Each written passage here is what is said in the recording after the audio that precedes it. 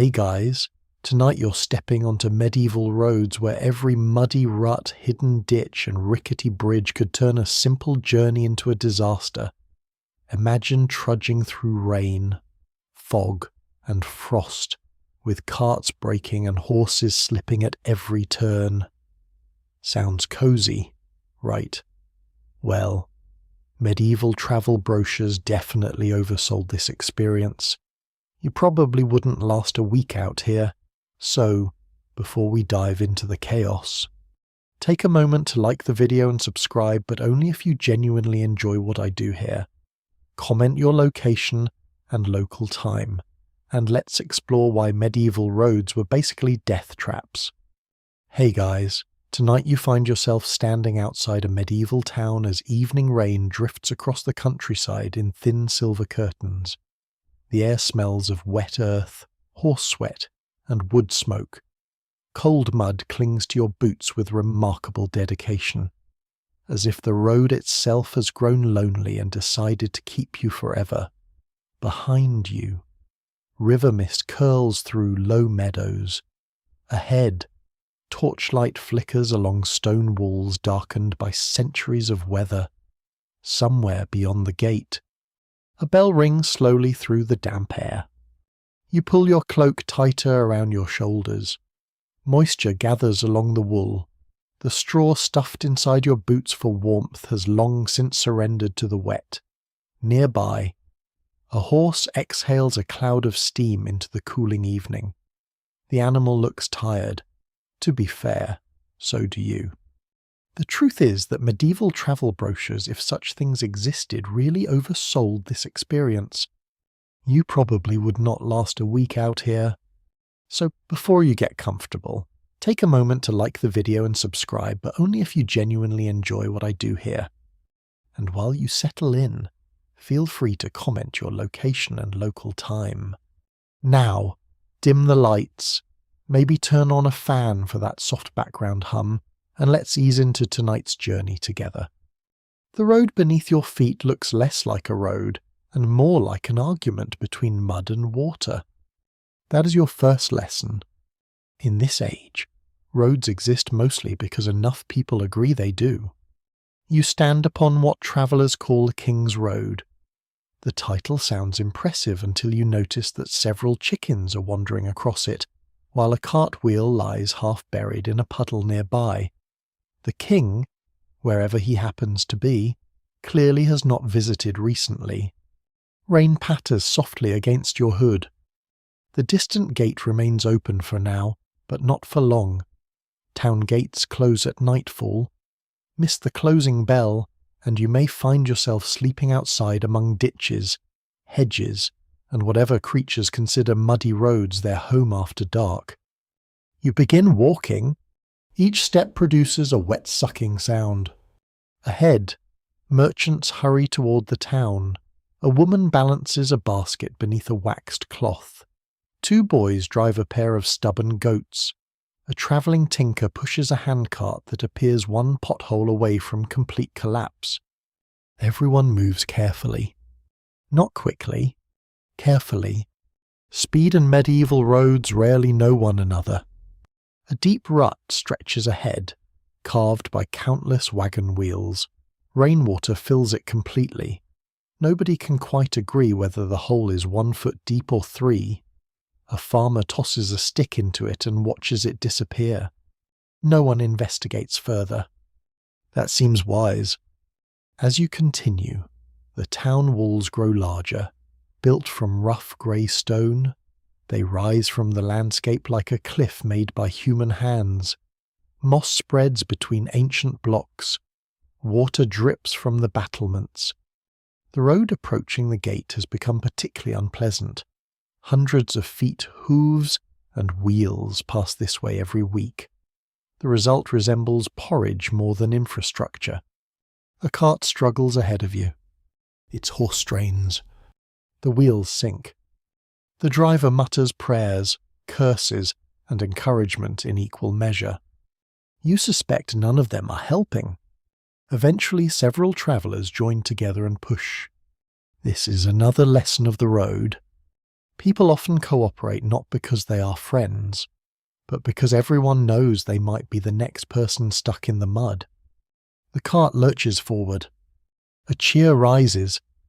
Then one of the helpers immediately slips and lands in a puddle. The cheer becomes laughter. Even the horse seems amused. The gate looms before you at last. 2 guards stand beneath a wooden gatehouse roof.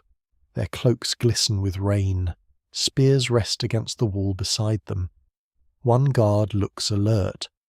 The other appears to be fighting a heroic battle against sleep. A lantern burns overhead. Beeswax candles are expensive, but lantern oil is not free either. The town spends money to keep the entrance visible because darkness makes roads even more dangerous than usual. The guard waves travellers through one at a time. While waiting your turn, you notice a small roadside shrine near the gate. A weathered saint gazes down from a niche in the stone. Fresh flowers rest below. So do several tiny coins. Travellers often leave offerings before beginning a journey. Some swear that certain saints protect roads. Others insist that particular relics prevent wheel breakages. Those who tell the tale never fully agree which saint actually does the work. Still, people leave coins. When roads regularly try to swallow your cart, every bit of supernatural assistance seems worth considering. The line inches forward. Nearby, an elderly pilgrim adjusts a fur-lined cloak and shows another traveller a small lead badge attached to his hat. Pilgrim badges are treasured objects. Par souvenir. Part proof. Part protection. Or so people hope. The old man claims his badge once prevented him from falling into a flooded ditch. You suspect his walking stick deserves more credit. At last, you pass beneath the gatehouse. The sound changes immediately. Outside, rain falls openly across fields. Inside, the town muffles the weather. Stone walls surround narrow streets. Water runs along gutters cut beside uneven paving. Lanterns glow from windows. Smoke drifts from chimneys into the darkening sky. You breathe in the scents of medieval evening. Wood smoke. Allez. Wet wool. Fresh bread. Horse manure? Not necessarily in that order. A dog appears from nowhere. Scruffy. Brown. Suspicious. It studies you for several moments. Then it begins following you. You've apparently acquired a travelling companion. The dog seems convinced this arrangement was your idea. You walk deeper into town. The streets twist unpredictably.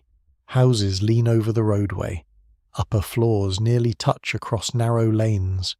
Rain drips from wooden eaves.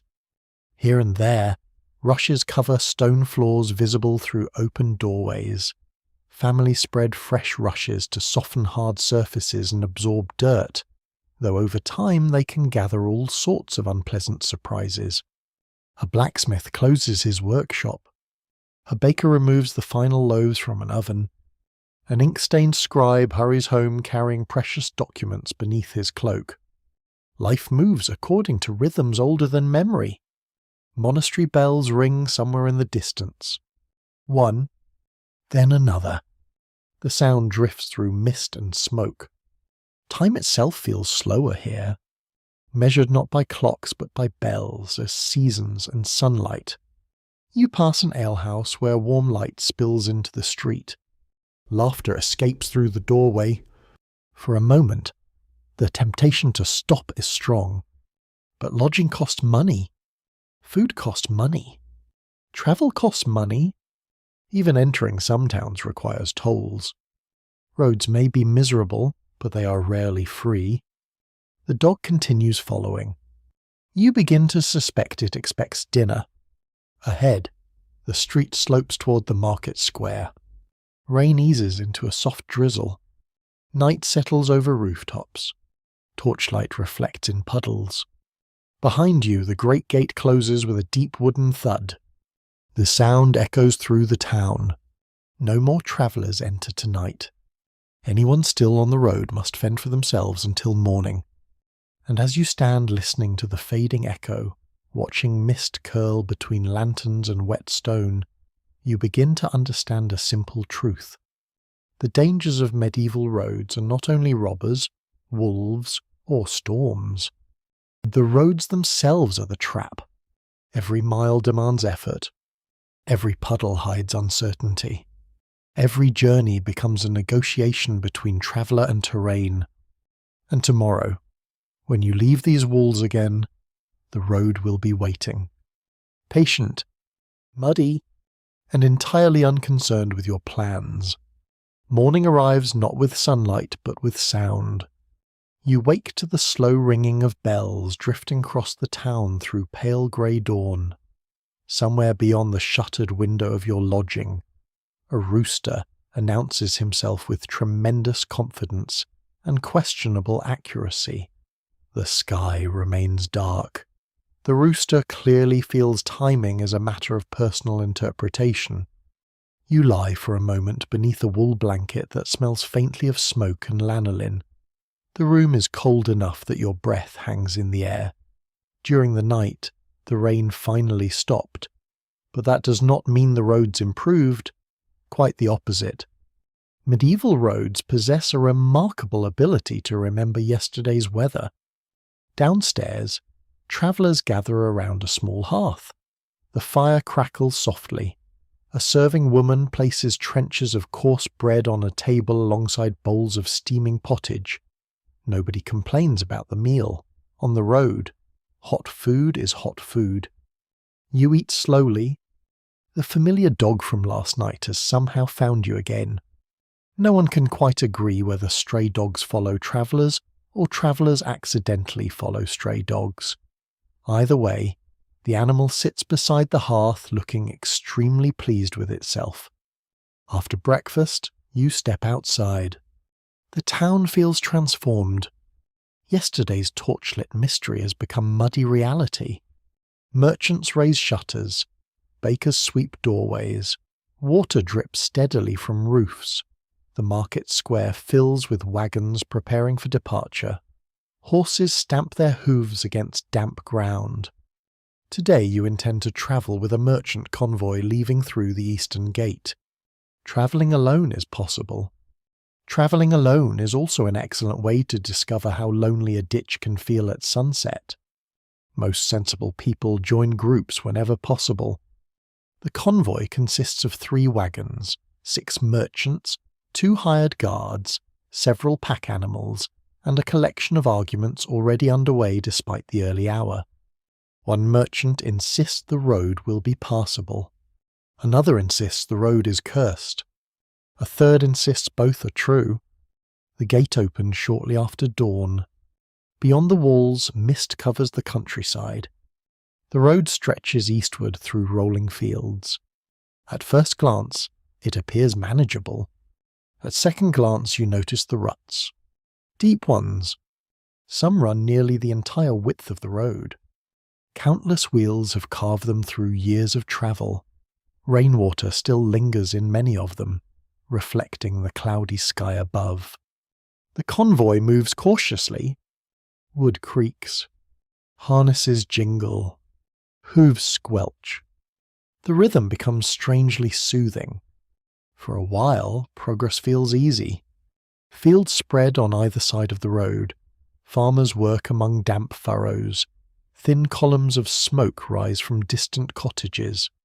A flock of geese crosses a meadow like wandering nobles inspecting their lands. Then the first wagon finds trouble. Naturally. The front wheel slips into a rut hidden beneath muddy water. The wagon tilts. Everyone stops. The horse snorts unhappily. The driver closes his eyes and mutters a prayer that sounds extremely familiar from yesterday. Apparently road conditions inspire repetitive spirituality. Several people gather around the trapped wheel. Mud reaches ankles almost immediately. You join them. The wheel resists every effort. Push. Nothing. Pull. Nothing. Encourage it politely. Still nothing. At last, planks are placed beneath the wheel. The horse strains forward.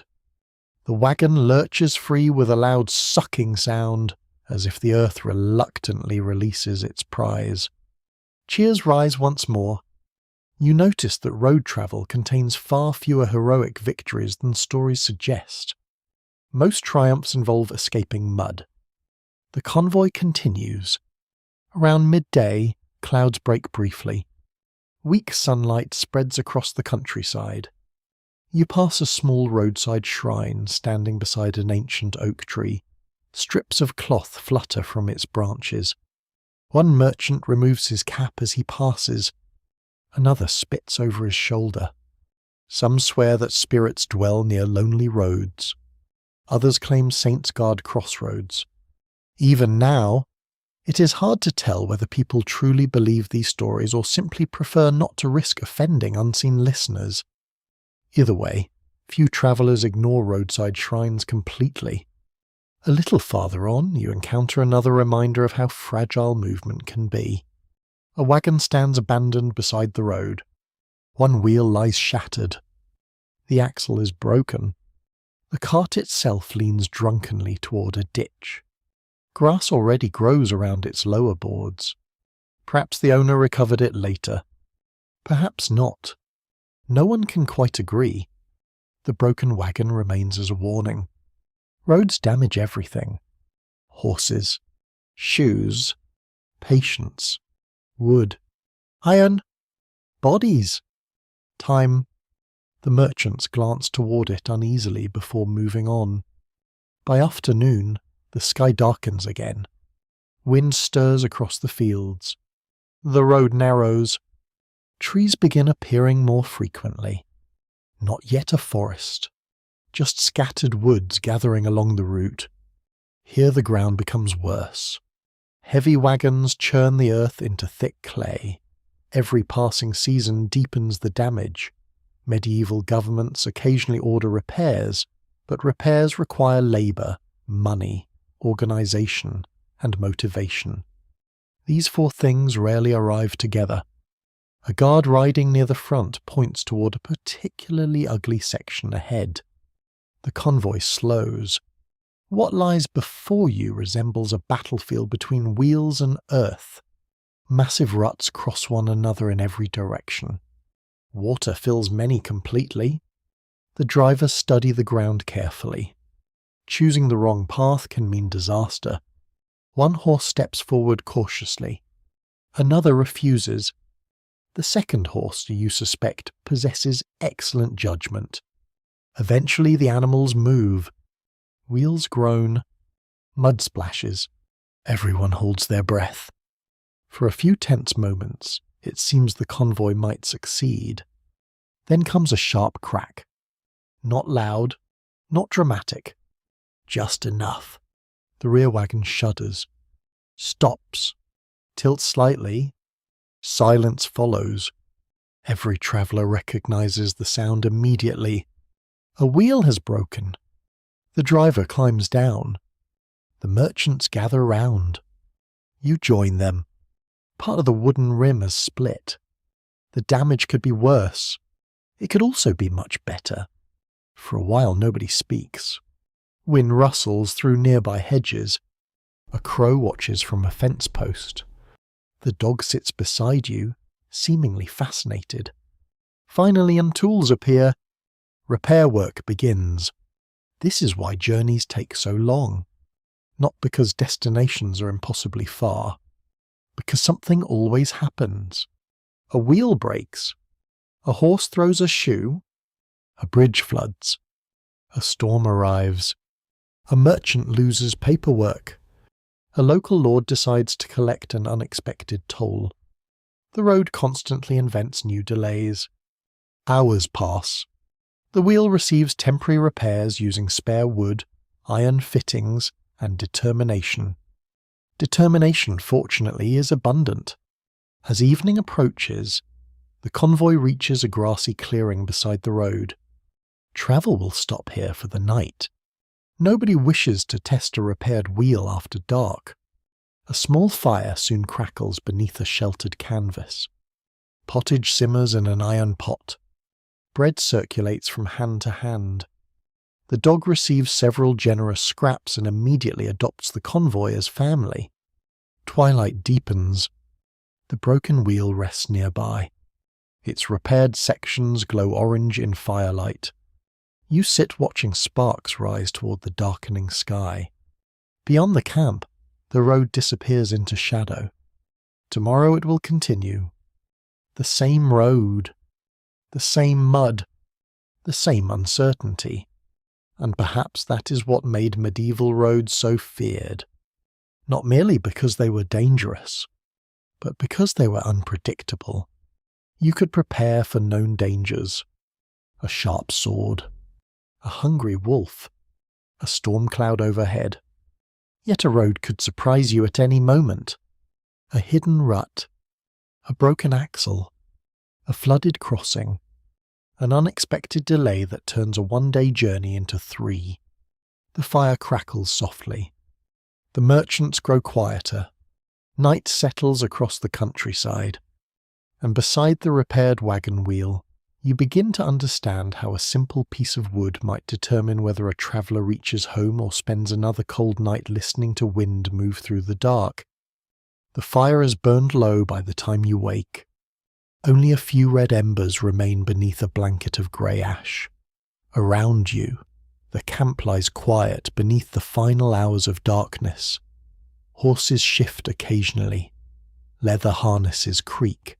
Somewhere in the distance, an owl calls once and then falls silent. The repaired wagon wheel survived the night. This fact alone seems enough to improve everyone's mood. You pull your cloak tighter against the chill and watch your breath drift into the pre-dawn air.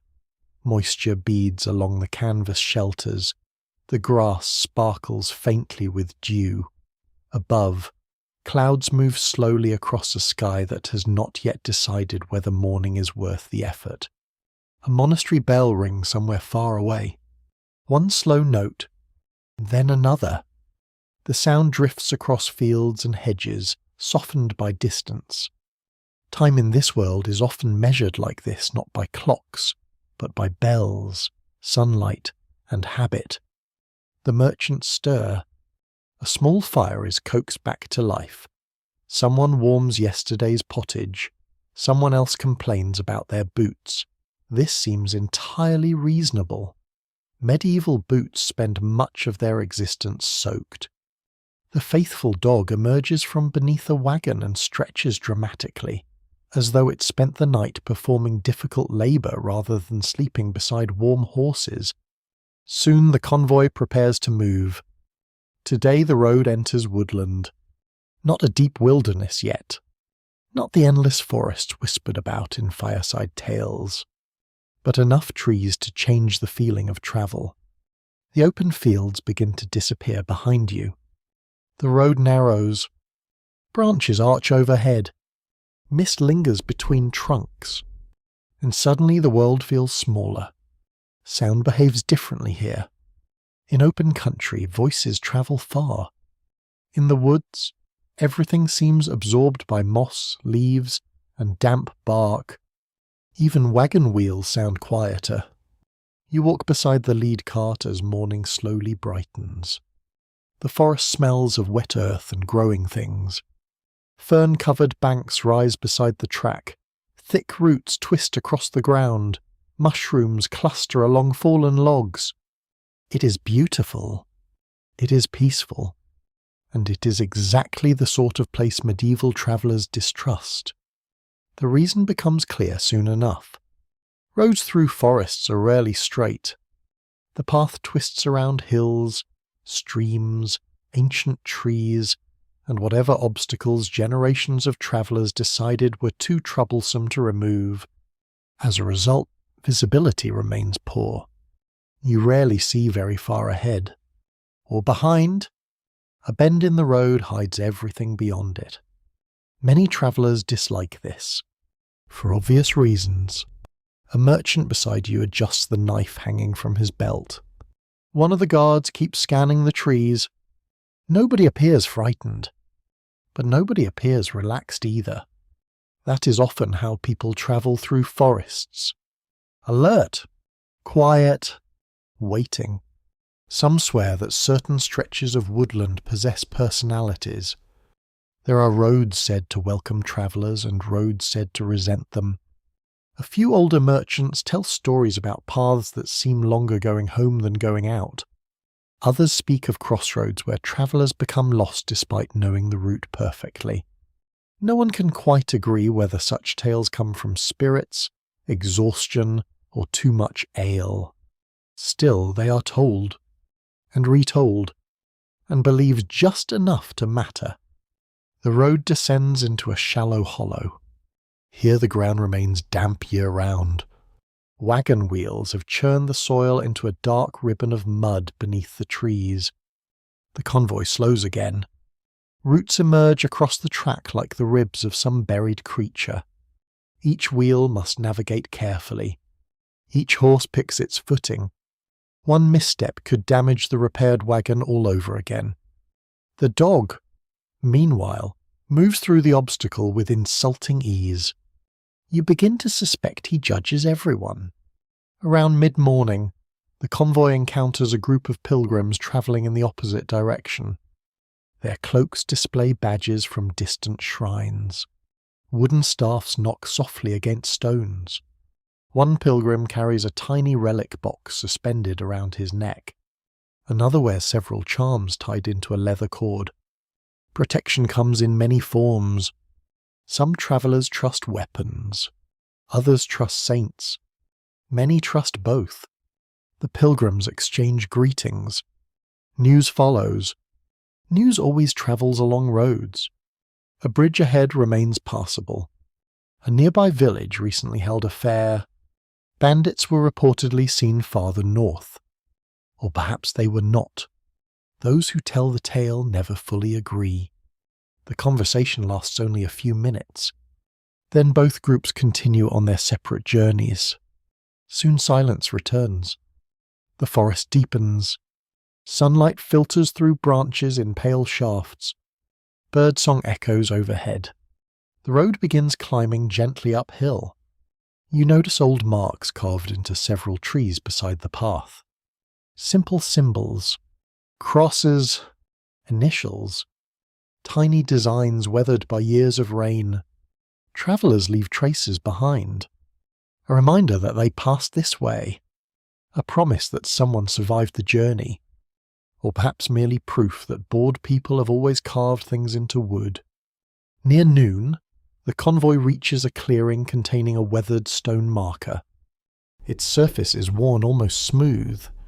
No inscription remains readable. Only age. The merchants pause briefly to eat. Bread appears. Smoked fish emerges from a wrapped cloth. Circulates. The dog receives his share through methods that nobody officially acknowledges. While eating, an older driver points toward the stone.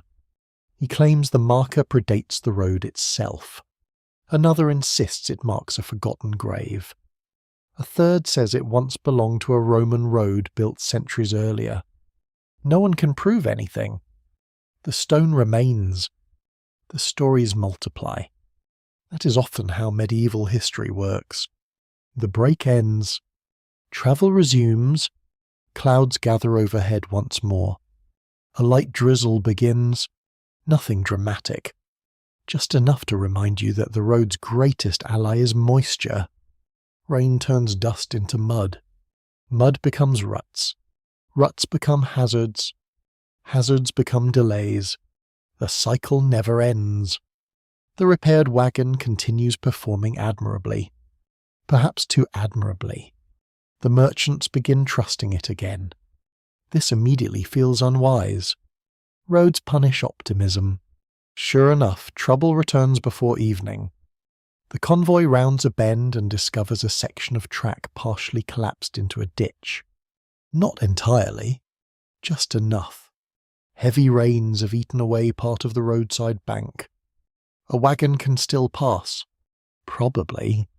The word probably receives little enthusiasm. The drivers dismount. The guards inspect the ground. Everyone studies the problem. You notice how often medieval travel involves standing around looking worried at terrain. Eventually a plan emerges. Branches and loose stones reinforce the weaker section. The lead wagon attempts the crossing first. Slowly, carefully, painfully slowly. The wheel approaches the damaged edge, leans, creaks, holds. Several breaths release simultaneously. The wagon succeeds. The others follow. One by one, when the repaired wagon finally reaches safety, a cheer rises louder than yesterday's. Even the driver laughs. For a brief moment, victory belongs to everyone. Then rain begins falling harder. The road ahead disappears into gathering twilight beneath the trees. The convoy presses onward, searching for a suitable place to stop. As shadows lengthen and the forest grows dim, you find yourself glancing back occasionally toward the winding path behind. The road vanishes around bends almost immediately, swallowed by woodland, hidden by mist, ancient, patient, and you begin to understand another reason medieval roads earned their fearful reputation. A road through open country may challenge your body. A road through a forest challenges your imagination. Every unseen corner invites speculation. Every distant sound suggests possibilities. Every patch of shadow conceals uncertainty. Most of the time, nothing happens. Yet travellers never know that in advance. So they walk, and wonder, and listen to the forest breathing around them. The dog trots ahead. The wagons creak behind. Rain whispers through leaves overhead. And the road continues, leading you deeper into the gathering dusk beneath the trees. The rain continues for much of the evening. Not the dramatic kind that arrives with thunder and fury, but the steady sort that seems determined to outlast human patience. Droplets tap softly against cloaks. They gather on wagon covers. They drip from branches overhead. They find every weakness in every piece of clothing. By the time the convoy finally leaves the forest behind, the world appears wrapped in a veil of silver mist. Ahead, a river emerges from the gloom. You hear it before you see it. Water moving steadily through darkness. Not roaring, not raging, simply flowing with quiet confidence. The road descends toward its banks, and there, spanning the river, stands a bridge. At first glance, it looks reassuring. A solid structure. Stone piers rising from the current. Wooden planks stretching between them. A gatehouse positioned at the far side. After several days on medieval roads, anything resembling engineering feels deeply comforting. Then you notice the queue. Travellers wait in a long line before the bridge.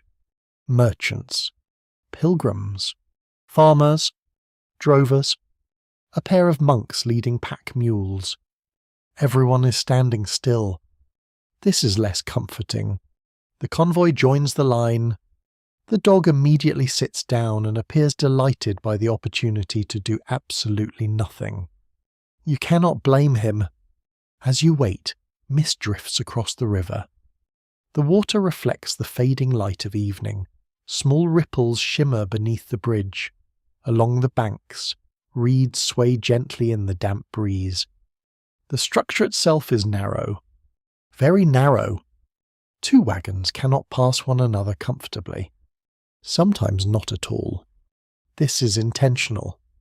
Bridges cost money to build. Stone costs money. Wood costs money. Repairs cost even more. The people responsible for maintaining this crossing have devised a solution familiar throughout medieval Europe. They charge everyone. Eventually you reach the front of the queue. A toll collector waits beneath a lantern hanging from the gatehouse. He wears a heavy cloak and an expression suggesting he enjoys counting coins more than speaking. The merchants present their documents. Coins change hands. Names are exchanged. Questions are asked. The process takes time. Roads may be dangerous, but bureaucracy often travels faster. While waiting, you study the bridge more closely. The wooden surface glistens with moisture. Water drips from railings. The planks show signs of countless repairs. Some newer, some older, all necessary. Bridges live difficult lives. Every cart, horse, wagon, pilgrim, merchant, and wandering noble passes across them. Year after year, season after season. The miracle is not that bridges sometimes fail. The miracle is that many survive at all. At last, the convoy receives permission to cross. The lead wagon moves forward. Wood creaks beneath the weight. The river slides silently below. You step onto the bridge. Immediately, you understand why travelers respect river crossings. The planks are slick. Not dangerously slick. Just enough. Every step requires attention. The current beneath you flows steadily between dark stone piers. Mist rises from the water. The sensation is strangely unsettling. Roads may be frustrating. Roads may be muddy. Roads generally stay where they are. Rivers have other ideas. A merchant beside you glances over the railing. He immediately regrets it. There are some things people do not enjoy seeing beneath them. Moving water ranks surprisingly high on that list. Halfway across, you pause briefly. The view stretches both upstream and downstream. Fading daylight reflects from the surface like scattered silver. Far away, the silhouette of a watermill turns slowly beside the bank. Its wheel creaks softly in the distance. The entire scene feels peaceful. Yet appearances can be deceptive. The toll collector later explains that floods frequently damage the bridge. Every spring, repairs become necessary. Some years, sections wash away entirely. Travellers then face long detours through difficult terrain. Others attempt river crossings elsewhere. This often ends poorly. No one can quite agree how many wagons have disappeared attempting shortcuts around the bridge. The estimates grow larger every year. The river listens politely and refuses to confirm any of them. Once safely across, the convoy enters a small settlement clustered around the crossing. Several buildings stand near the gatehouse. A blacksmith, a stable, a modest alehouse, a chapel with a tiny bell tower. Travel naturally attracts business. Where travellers gather, money follows. Where money follows, people arrive. Where people arrive, someone eventually sells ale. This appears to be one of history's most reliable patterns. The convoy decides to spend the night here. Nobody objects. The road beyond the bridge remains muddy, and darkness approaches rapidly. An evening spent under a roof sounds considerably more appealing. Inside the alehouse, warmth greets you immediately. The common room glows with firelight. Smoke curls among soot-darkened rafters. Beeswax candles flicker on rough wooden tables. The smell of stew fills the air. After days of damp travel, the room feels almost luxurious. You settle onto a bench near the hearth. The dog curls up beside the fire and falls asleep within moments. Clearly he has mastered the art of medieval living. Bowls of stew arrive. Coarse bread follows. Ale appears shortly afterward. The merchants relax. Conversations grow louder. Stories emerge. Stories always emerge when travellers gather. One merchant tells of a bridge collapsing behind him years ago. Another claims he once crossed a river using nothing but a rope ferry and misplaced confidence. A monk describes a pilgrimage route where travellers leave pebbles upon a shrine for safe crossings. Some swear the custom protects them. Others say it simply gives nervous people something to do while waiting. Either explanation seems plausible. As the evening deepens, an old ferryman joins the conversation. His face resembles weathered oak. His hands look capable of wrestling rivers personally. He speaks of floods, winter ice, broken boats, hidden currents. He explains that many medieval travellers fear rivers more than forests. A forest might conceal danger, a river displays it openly, and yet people underestimate it anyway. Those who tell the tale never fully agree how often crossings become fatal. The ferryman only shrugs. The river keeps its own records, he says. Nobody argues. Outside, mist thickens around the bridge. The lantern near the gatehouse glows like a distant star. Rain has finally stopped. Water drips softly from eaves. The settlement settles into nighttime quiet. Later, after the meal ends, you step outside briefly. Cool air greets you. The bridge stretches across darkness. Silent now. Empty. Only the lantern remains. Its reflection trembles upon the river below. You lean against a fence and listen. Water. Wind. The faint creak of timber. Nothing else. For a few moments the world feels very old, very still. And standing there beside the crossing, you begin to understand another truth about medieval roads. The road itself was rarely the entire challenge. Every journey depended upon countless vulnerable connections.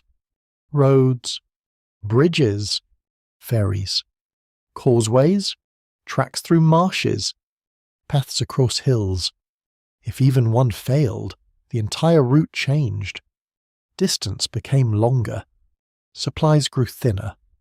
Time slipped away. A simple river could reshape an entire journey. The bridge behind you has endured another day. Tomorrow it will endure another. Travellers will arrive. Coins will change hands. Wheels will creak across wet planks. And beneath them all, the river will continue flowing exactly where it pleases, unimpressed by kings, unimpressed by merchants, entirely unimpressed by repaired wagon wheels. The lantern flickers softly across the water. The dog appears at your side, and together you stand listening to the current move through the darkness, carrying unseen stories downstream into the night. Dawn arrives slowly, spilling pale light across the settlement beside the river. Smoke rises from chimneys in thin, wavering streams.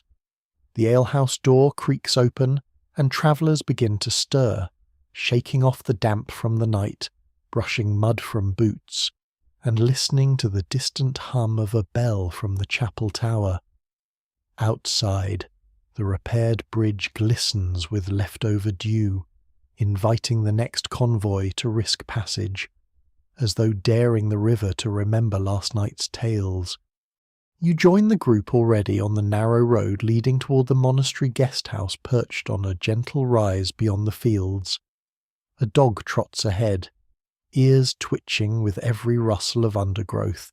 Clearly convinced it is guiding the party, you follow, boots sinking slightly into the mud, the familiar squelch of water and soil becoming a rhythm that sets the pace of thought and step alike. Somewhere beyond the trees, a hawk cries, a brief note that cuts through the soft drizzle. And you remember that wildlife and human endeavour coexist uneasily along these trails. The monastery guest house emerges from the morning mist rough-hewn walls, a steep tiled roof darkened with age, and a small bell that clangs intermittently, announcing hours, arrivals, and departures. Monks shuffle between buildings, some carrying buckets of water, others sweeping the courtyard with straw brooms. A few glance at your group with a mixture of curiosity and mild disapproval, their habits of silence occasionally broken by whispered prayers or the soft sound of sandals against stone. You sense that this place, like so many medieval way stations, is as much about ritual as it is about rest. Inside, the air smells of damp stone, old timber, and straw used to cover the floors. A small hearth glows warmly, the fire coaxed to life by a monk who seems far more skilled in keeping embers than in conversation. Wooden benches and rough tables occupy the common room. Pilgrims sit quietly, tending their boots and blankets, while some begin to eat the morning bread and cheese offered by the guest house. You notice a tiny reliquary on a shelf above the hearth. A carved saint inlaid with faint traces of gold leaf keeps watch over the room, as if assessing the moral quality of every visitor who passes beneath. Some swear that these relics protect against injury. Others claim they merely remind travellers to be cautious. Even now, it's hard to tell whether they work through divine intervention or the nervousness they inspire. As you settle near the fire, the monks provide guidance on local road conditions. One points to a map scratched into a wooden board, a series of rutted paths, marsh crossings, and woodland stretches, annotated with marks indicating potential hazards. Bridges that might be treacherous after rain are circled, as are certain bends in forested areas where travellers have disappeared. The guidance is precise, yet mysterious. Some markers are based on first-hand experience, others on hearsay. No one can quite agree which are more trustworthy, and the uncertainty hangs in the room like a mist. You warm your hands over the fire and sip weak ale that tastes faintly of the hearth smoke. Outside, the first real sun of the day filters through clouds, glinting off the river and illuminating the wet, muddy road stretching ahead. Travellers begin to gather their belongings, strap packs to horses, and whisper prayers or superstitions for safe passage. One pilgrim, in particular, adjusts a lead badge on his cloak, murmuring something about protection from the evil of the road.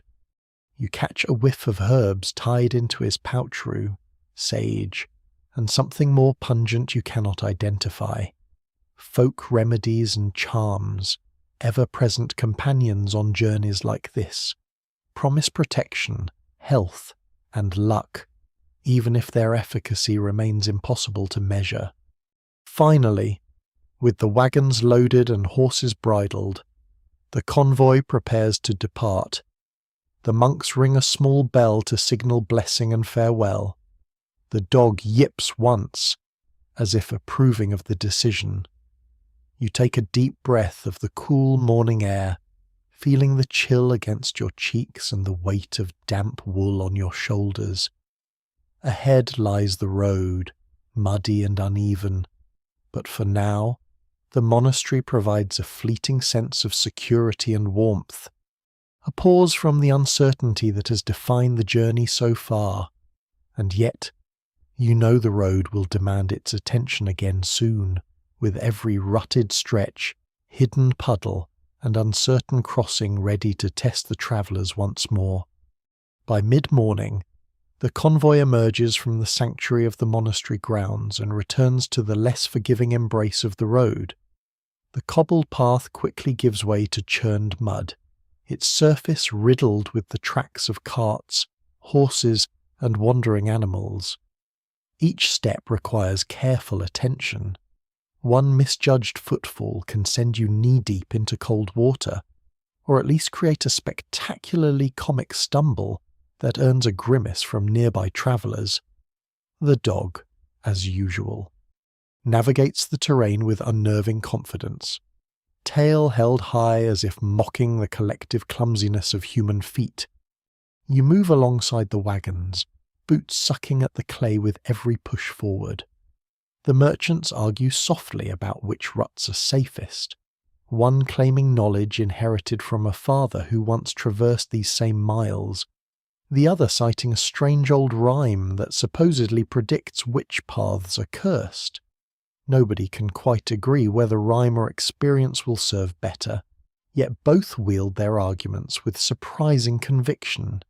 The uncertainty, while frustrating, adds rhythm to the journey, an ever-present undercurrent that reminds travellers to stay alert. Crossing a shallow ford, water laps at the edges of the wheels. The convoy pauses as the lead horse tests each stepping stone, sniffing suspiciously at the fast-moving current. A pilgrim mutters a charm under his breath, fingers tracing a tiny wooden cross tucked beneath his tunic. Some swear that invoking saints before fording rivers prevents both loss and accident. Others simply appreciate the comfort of ritual. The road's dangers remain unchanged. But the rituals provide a psychological bridge, at least, between fear and forward motion. Hours pass with the steady rhythm of wheels and hooves. Occasionally, a bird calls from a distant tree, or a rat scurries across the path, startling a horse and eliciting mild panic from its rider. Every interruption is a reminder that medieval roads demand constant attention. Even minor obstacles, a protruding root, a sunken plank, a slick puddle require negotiation. No one can quite agree how many injuries result from the road itself versus the inattentiveness of travellers, but either way, caution is a necessary companion. Lunch comes beneath the scant shade of an oak tree that leans dangerously over the path. Bread, cheese, and salted fish are shared among the group. Conversation drifts between mundane complaints about mud and philosophical reflections on saints, shrines, and the oddities of travel. One merchant, ever practical, discusses the correct way to distribute leeches for a sprained ankle or saw back a common and often unpleasant method of medieval medical care. Another tells a tale of a roadside shrine where leaving coins, herbs, or even a single shoe supposedly brought luck or protection. Those who tell the tale never fully agree why it works, but all travellers, weary and wary, leave offerings nonetheless. As the afternoon wears on, the convoy reaches a junction marked by an ancient stone post. Moss covers the letters, making them difficult to read, but the direction is clear enough. To the left lies the road to a distant market town. To the right, a more isolated village. The merchants debate their choice carefully. One insists the longer path is better maintained. Another argues the shorter road might save a few hours if weather holds. You watch quietly, boots caked with mud, observing the way decisions here are a blend of pragmatism, superstition, and the inherited wisdom of those who came before. The chosen path winds through open fields that are deceptively pleasant. Sunlight, now filtered through broken clouds, illuminates the undulating terrain. Flowers struggle through muddy edges. Wild herbs scent the air faintly, mingling with the omnipresent smells of animals and wet earth. This section feels almost gentle, yet you know that every open field hides its own perils, sudden bogs, hidden ditches, and the ever-present risk of stray livestock blocking the way. Roads may appear tame, but the medieval traveller learns that appearances are rarely trustworthy. By late afternoon, the convoy encounters a small toll house. A stern man demands payment for passage, counting coins with meticulous care while explaining local rules no outsider could ever fully comprehend. Every road, river crossing, or bridge seems to have its own rules, its own cost, and its own quirks. Travellers must navigate not only mud and weather, but bureaucracy, superstition, and local custom.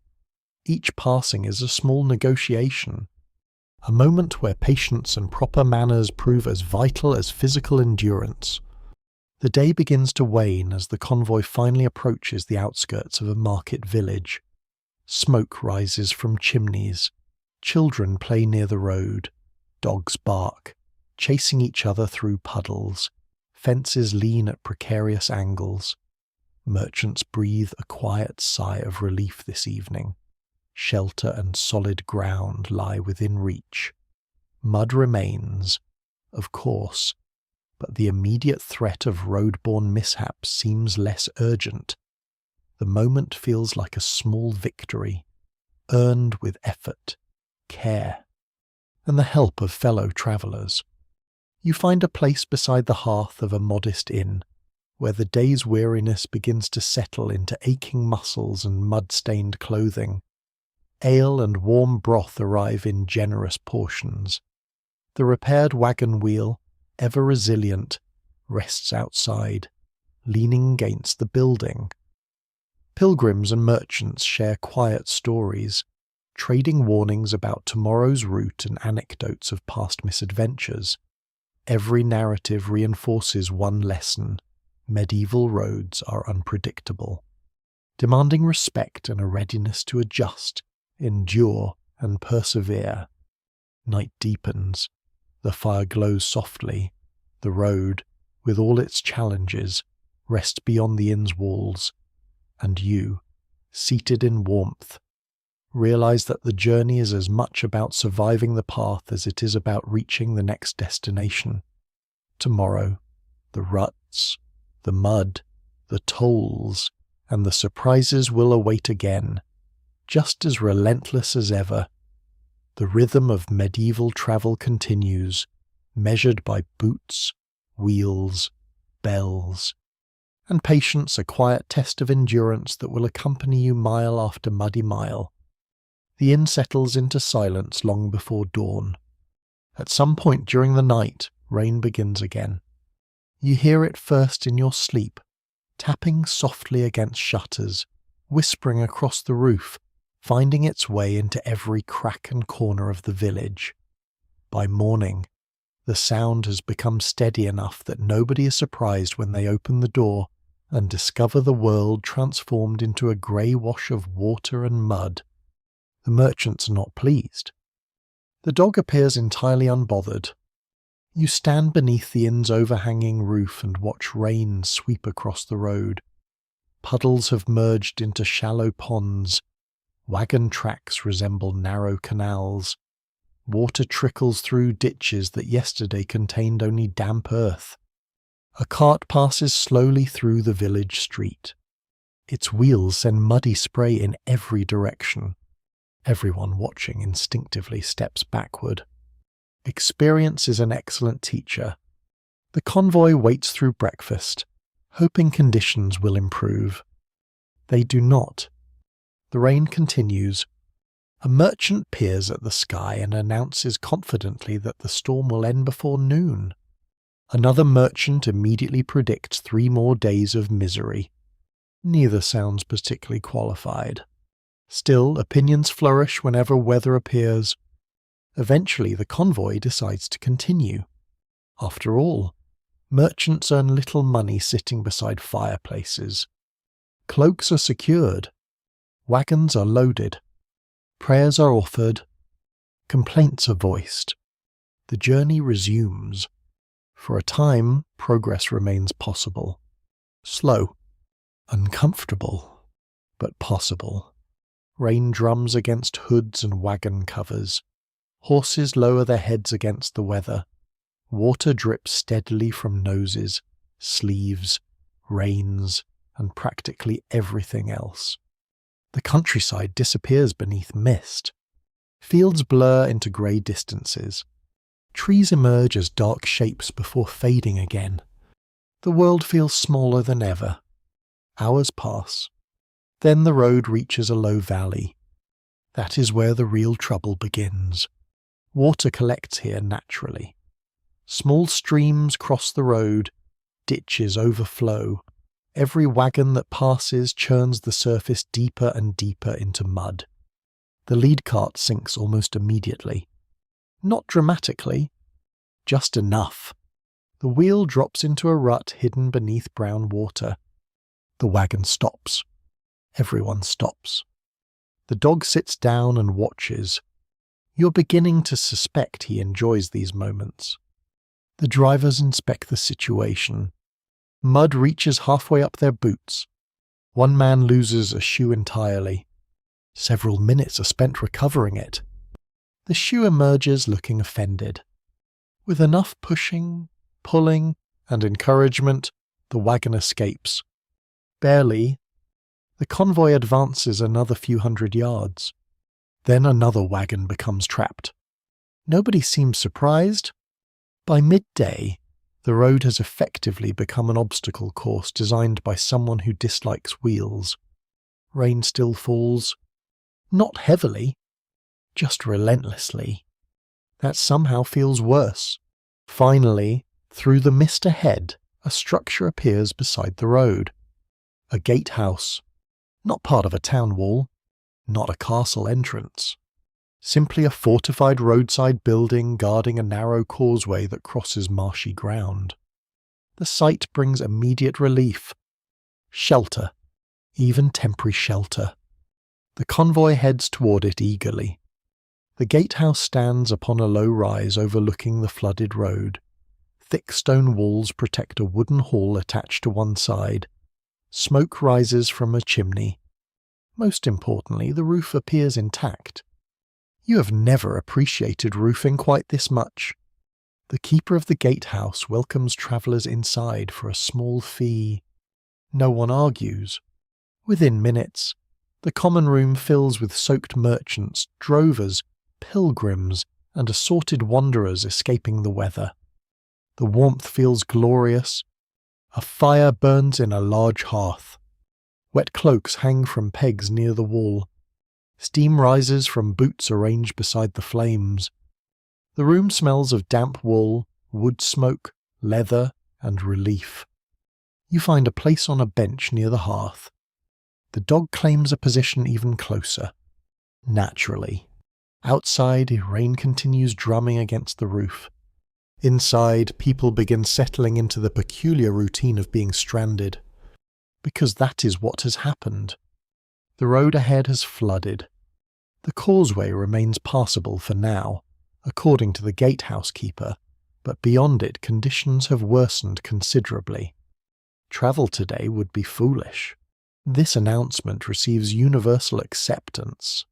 When medieval travellers stop fighting the road, you know the road has won. Hours drift by. You warm your hands beside the fire and observe the gathering. A pair of pilgrims quietly polish their badges. A merchant reviews account records. An elderly drover repairs a harness strap. A young monk reads from a small manuscript, lips moving silently as his eyes follow neat lines of ink. Life continues even when journeys pause. That may be one of the most important skills travellers learn. Waiting. A surprising amount of medieval travel consists of waiting. Waiting for rain to stop. Waiting for rivers to fall.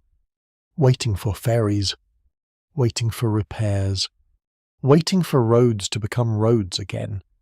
As afternoon deepens, conversation begins flowing more freely. Stories emerge. They always do. One traveller describes a storm that stranded him for 6 days beside a flooded bridge. Another claims he once watched an entire wagon disappear into a bog. Some swear the wagon remains there still. Others insist the story grows larger each year. No one can quite agree. The gatehouse keeper contributes his own tale. Years ago, he says, travellers believed lights appeared across the marsh on certain stormy nights. Tiny lantern-like glows drifting above the reeds.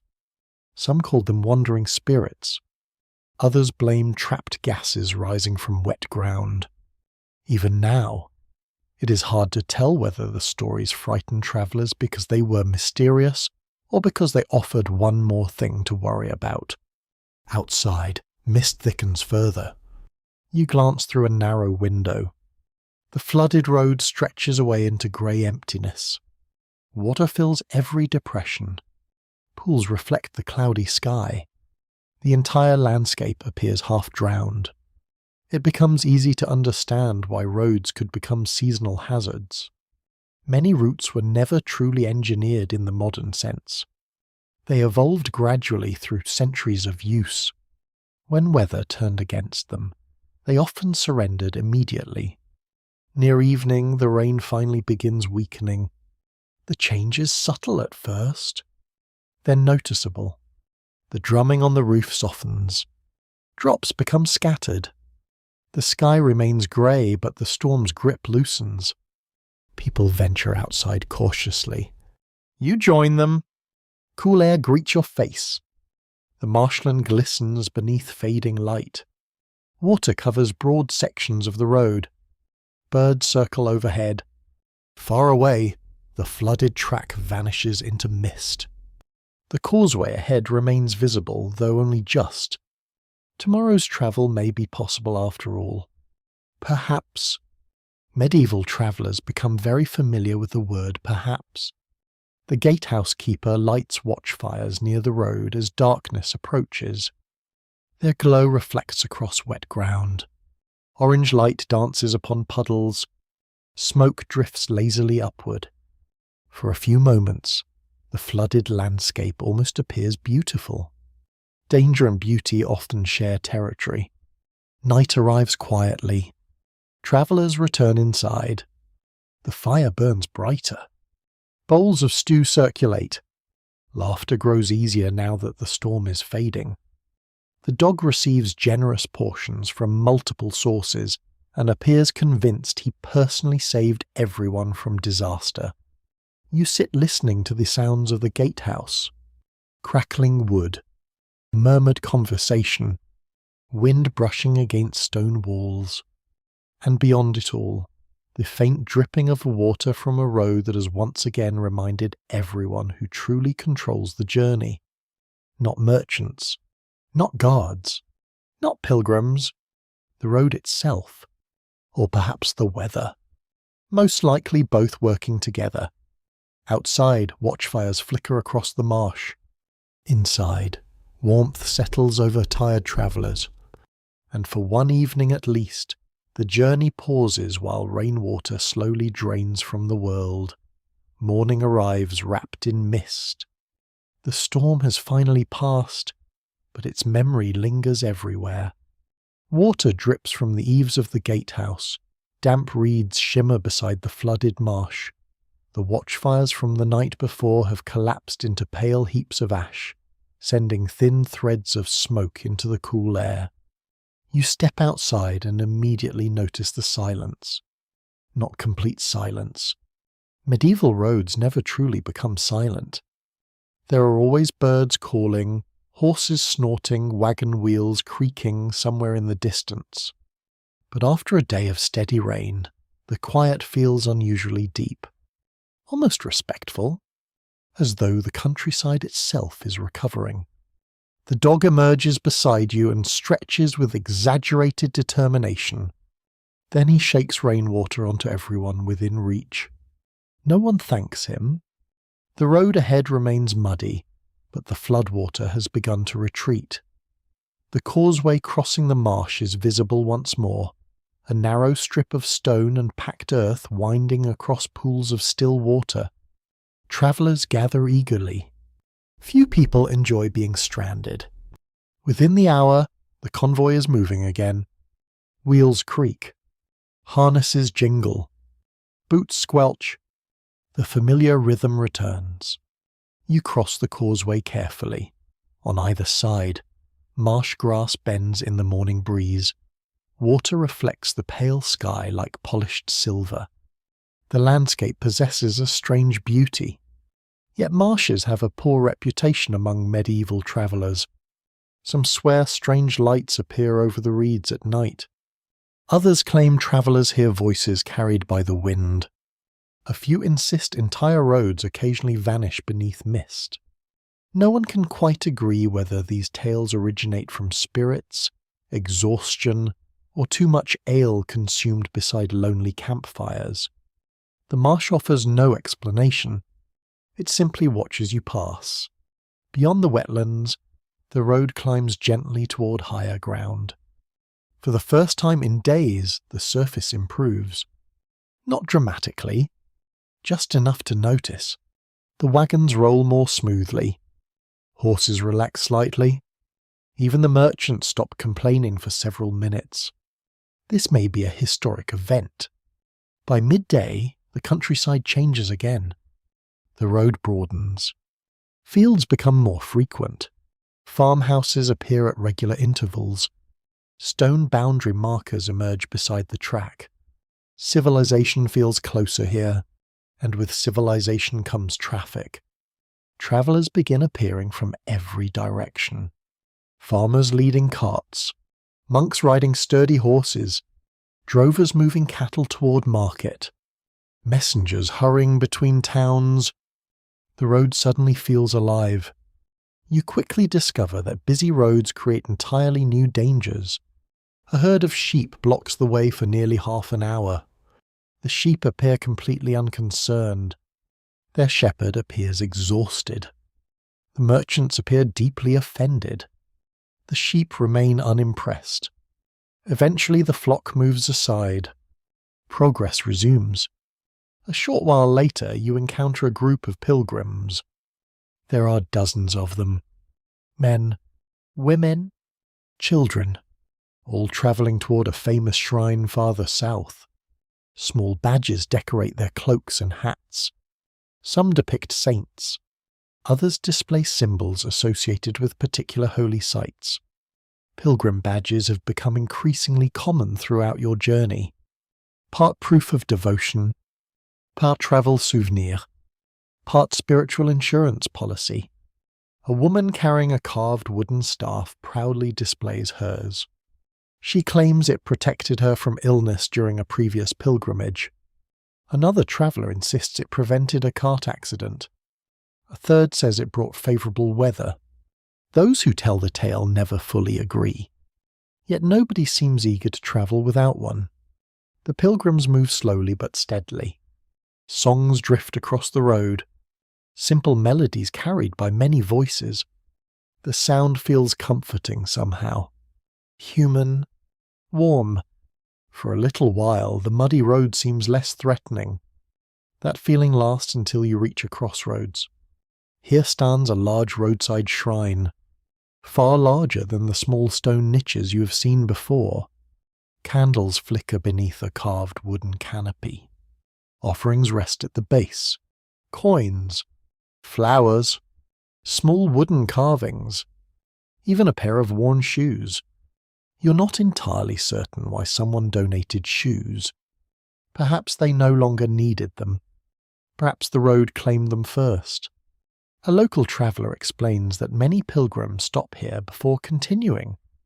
The shrine is dedicated to a saint believed to protect travellers. Some leave offerings seeking safe passage. Others give thanks for surviving difficult journeys. A few simply follow tradition. The distinction hardly matters after enough generations. You pause briefly. The convoy pauses as well, not out of deep religious devotion necessarily, more out of practical caution. When medieval roads regularly threaten your ankles, wheels, and dignity, upsetting a protective saint seems unnecessary. The journey continues. Afternoon sunlight breaks through the clouds. Golden light spreads across fields still wet from recent rain. The warmth feels wonderful. Cloaks dry gradually. Steam rises from wagon covers. For the first time in days, the countryside appears welcoming. Yet the road continues offering challenges. Because of course it does. A heavily loaded cart ahead loses one of its rear wheels. Not completely, just enough. The wheel wobbles alarmingly before collapsing sideways. The cart tilts. Several barrels tumble into a ditch. Nobody is injured.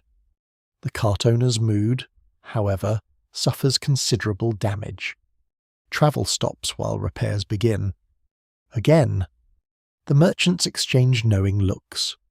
At this point, broken wheels feel less like accidents and more like scheduled events.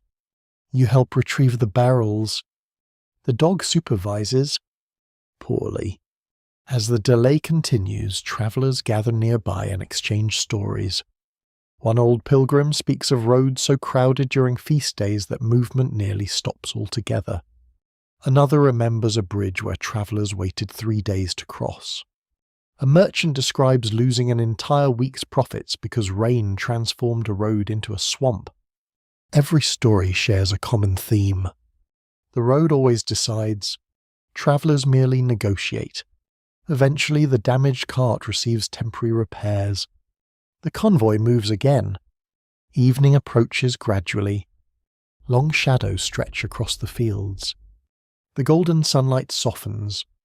Ahead, distant church towers rise above the landscape. Bells begin ringing for evening prayers. The sound carries beautifully across open ground. You find yourself remembering the monastery bells from earlier in the journey. The same measured rhythm, the same reassurance. Time marked not by numbers but by sound. The road curves gently past orchards and grazing fields. Pilgrims continue appearing here and there, their badges catching the fading light. You realize that roads serve more than merchants and soldiers. They carry hopes, prayers, promises. People travelling towards something they believe matters. That belief often helps them endure hardships the road happily provides. As twilight settles across the countryside, the convoy slows near a roadside resting place maintained for pilgrims. A simple shelter. A well, several benches, nothing luxurious.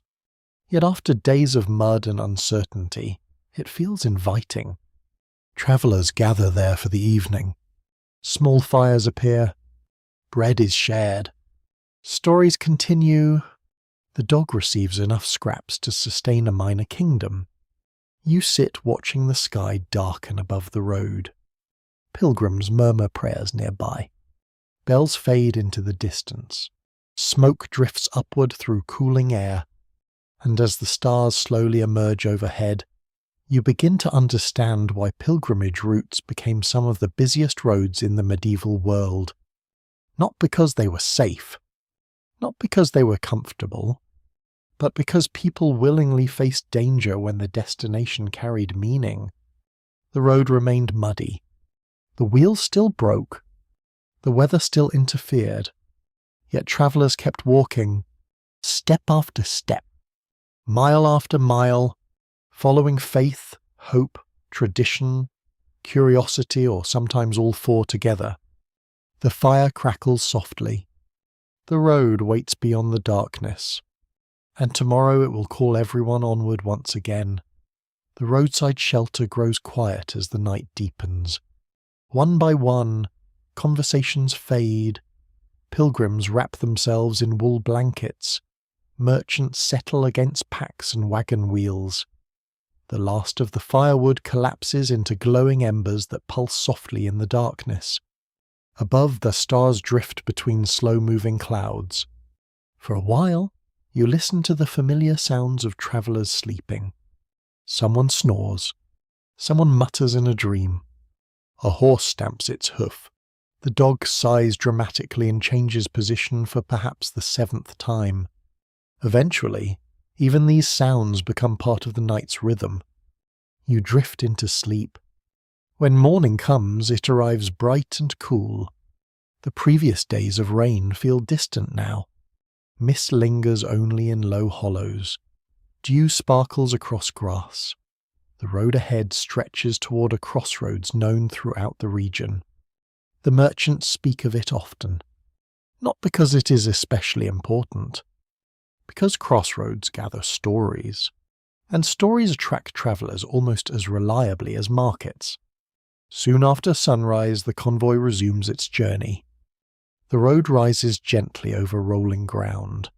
Hedgerows divide fields into neat patterns. Sheep graze peacefully among the hills. For a few hours, travel feels almost pleasant.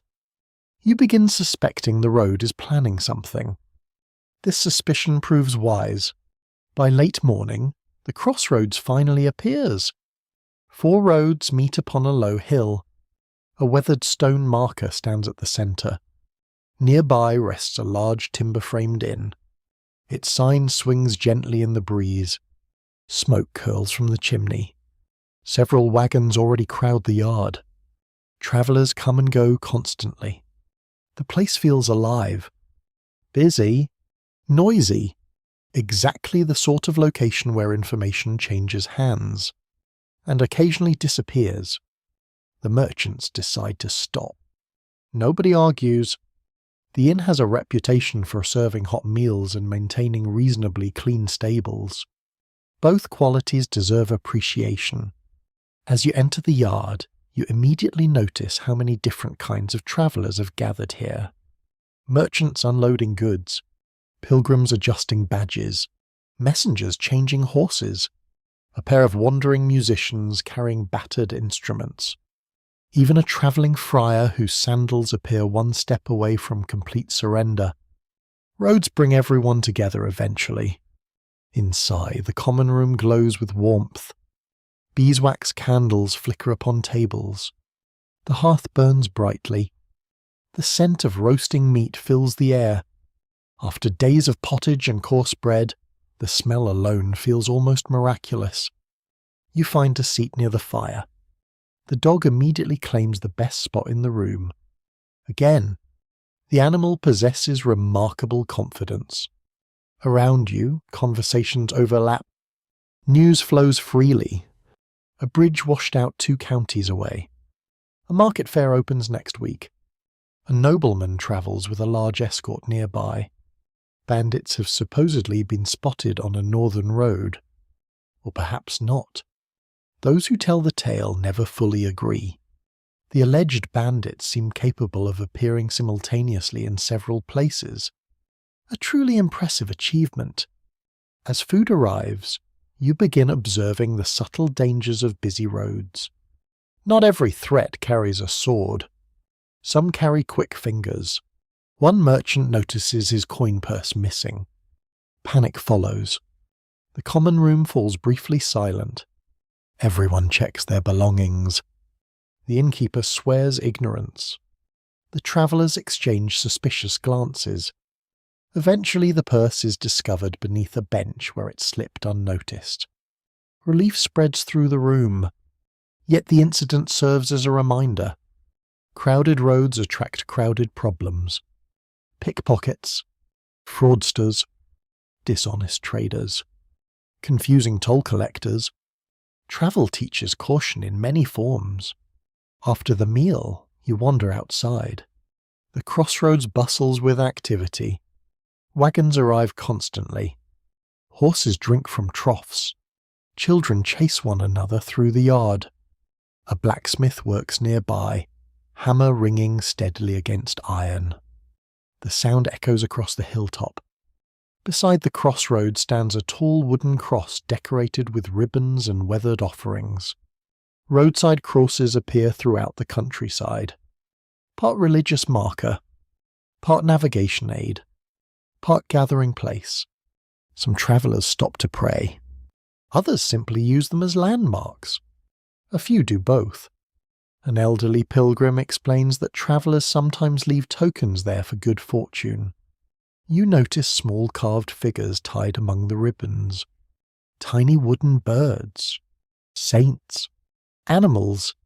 Simple symbols shaped by countless hands. No one can quite agree how the custom began.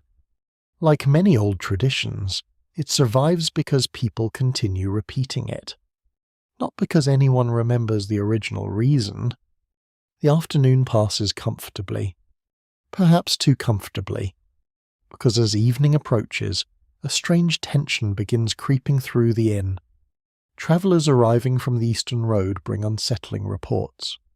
Nothing dramatic. No battles. No disasters.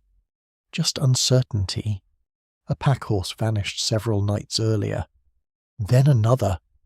A merchant claims supplies disappeared from a wagon while its owner slept. Someone else insists strange noises were heard near the road after dark. The stories vary. The details shift. Yet they share enough similarities to hold attention. Soon everyone has an opinion. Some blame thieves. Others blame hungry animals. A few suggest supernatural explanations. Medieval people rarely waste an opportunity for supernatural explanations. The dog remains skeptical. At least he looks skeptical. It is difficult to tell. As twilight falls, more travellers gather around the hearth. The stories continue growing. One man claims an entire horse disappeared. Another says 3 horses. A third describes 7 horses and a mule. The numbers increase suspiciously. The road improves every tale. Still, concern lingers, not because anyone fully believes the stories, because nobody can completely dismiss them either. Roads possess a way of nurturing uncertainty. Every rumour begins somewhere, and every traveller knows strange things happen when enough people pass through lonely places. Later that evening, a wagon arrives carrying a weary merchant. Mud covers his boots nearly to the knees. His cloak hangs heavy with dust and road grime. He settles near the fire and quietly explains what happened. A pack horse truly did disappear. Not stolen from a stable, not taken from a town, lost during a night camp beside the road. The rope remained tied. The horse simply vanished. Silence follows. Nobody speaks for a moment. Then speculation begins immediately. The horse broke free. Someone stole it. A wolf frightened it. A wandering spirit borrowed it temporarily. No one can quite agree. The mystery remains unsolved. And perhaps that is why it fascinates everyone. Because roads often leave questions behind. The merchant shrugs eventually. The horse is gone. The road continues. What else can a traveller do? Night settles over the crossroads. Lanterns glow beside the roads leading into darkness. Their light stretches across mud and stone. Beyond the hill, distant fields fade into shadow. The inn remains warm, safe enough, comfortable enough. Yet as you sit beside the fire listening to travellers trade stories, warnings, and half-believed rumours, you begin understanding another reason medieval roads felt dangerous. Not every threat could be seen. Some arrived as uncertainty, as whispers, as missing animals, as strange sounds in the dark. The road carried information just as surely as it carried people, and information often travelled in imperfect condition. The fire crackles softly. The dog sleeps near your feet. Outside, 4 roads vanish into darkness in 4 different directions. Each carries travellers. Each carries stories. And somewhere beyond the reach of the lanterns, the road continues weaving new mysteries for tomorrow's travellers to discuss.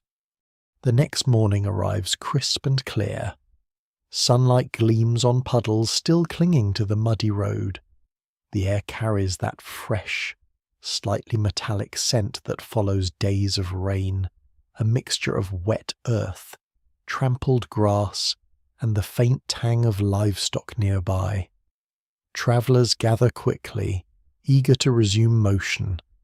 The innkeeper counts coins, adjusts wagons, and scolds a young page whose boots are still caked with mud. The routine feels familiar, almost comforting. A mixture of minor chaos and practical preparation before a journey continues. The convoy moves steadily along the road, leaving the crossroads behind. The terrain changes gradually. Low hills roll toward the horizon, fields divided by stone walls and hedgerows. Trees dot the landscape, giving way to patches of woodland where shadows linger even in the morning sun. Birds flit across the path. A small stream cuts across the land, shallow enough for cautious crossing, yet enough to remind travellers that water, however calm, always demands respect. The merchants discuss their destination, a market town several miles ahead. Their voices carry advice, warnings, and conjectures. One notes that a bridge 2 leagues north remains unstable. Another insists that a local farmer's cart may block the way in the village square. Their observations overlap with tales of previous mishaps, lost packs, overturned wagons, slippery fords. Each account reinforces a single truth. Even ordinary roads harbour surprises. You walk alongside the wagons, boots sinking slightly into soft ground where rainwater has seeped. Horses follow, sniffing the path carefully. The dog, naturally, moves ahead with a casual air of authority, sniffing at every root and puddle as though inspecting the road's condition on behalf of the travellers. A crow calls from a distant tree, its wings flapping silently across the foggy fields. By mid-morning, the road narrows as it approaches a dense forest.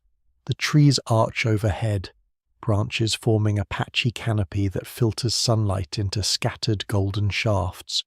Roots twist beneath the soil, barely visible until a boot or wheel strikes them with a wet thud.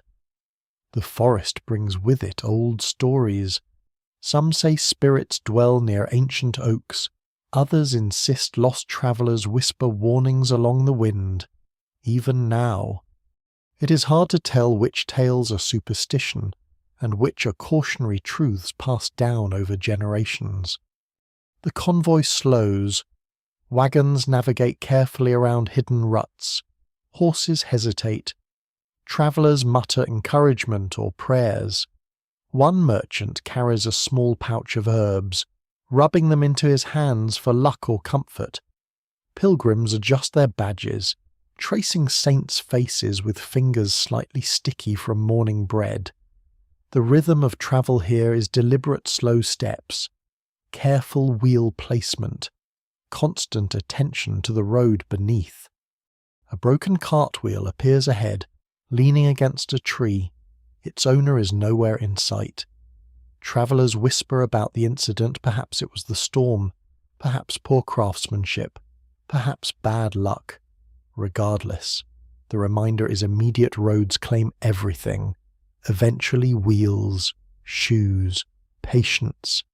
You step around it carefully, mindful of loose planks and mud, and the convoy follows in cautious order. By noon, the path emerges from the trees onto open farmland. The sun glints off wet furrows. Smoke rises from distant cottages. Children run across fields, shouting and chasing one another. Animals graze peacefully. Yet their presence requires careful negotiation from travellers. Even a cow or donkey can redirect a wagon, delay progress, or inadvertently cause minor chaos.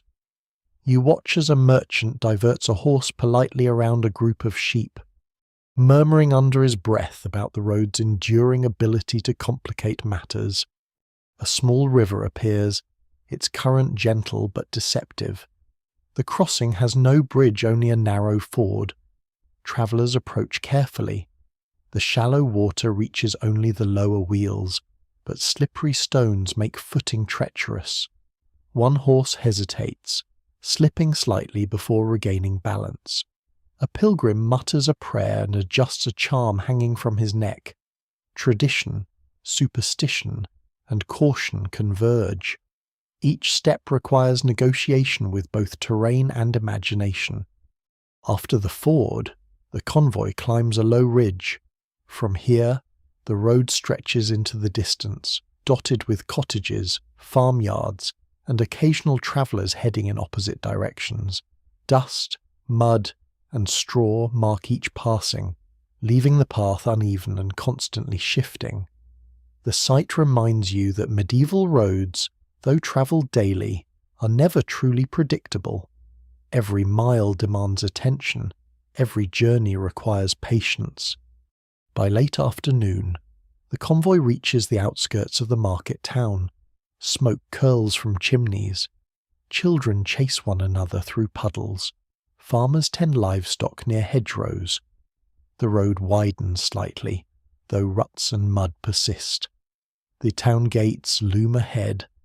Bells begin to chime from a distant chapel, marking the late hour. Travellers pause, adjusting packs and reins, preparing for entry. Arrival brings relief, yet even here the road demands vigilance. The day's journey's not yet fully over. You step toward the gate alongside the wagons. The dog trots ahead, nose to the ground, ears alert. The town feels alive with activity. Merchants call from stalls, farmers drive carts, and townsfolk hurry past. The sound of wheels on stone mixes with shouts, laughter, and clanging tools. Though the journey's nearly done for the day, the road has left its mark: muddy boots, weary muscles, and stories that will be retold beside hearths tonight. The gates of the market town close slowly behind the convoy, the deep thud of timber echoing across the wet cobbled streets. The merchants sigh collectively, relief mingling with lingering tension from the day's road. Even brief pauses on medieval roads are precious, yet entry into town rarely signals true rest. Market regulations, tolls, and curious onlookers demand attention. Travellers must navigate not only the path but the society that thrives around it. Inside the walls, the street narrows. Leaning buildings create shadowed corridors, their upper stories nearly touching. Water drips from wooden eaves, collecting in small pools along the uneven stone. Horses sniff nervously, careful of slick stones. Children dart between carts, calling greetings to one another. Someone's dog barks at your dog, who responds with disdainful yips before returning to your side. The rhythm of urban roads differs from country paths. Obstacles are as much social as physical carts blocking passage, merchants shouting prices, market criers proclaiming news. The convoy heads toward the manor court at the edge of town. A steward appears, notebook in hand, recording tolls, duties, and recent complaints from townsfolk. Here, you realize how medieval roads intertwine with civic life. Roads are not neutral surfaces but veins through which taxes, disputes, and obligations flow. One merchant mutters about fees levied for crossing town limits.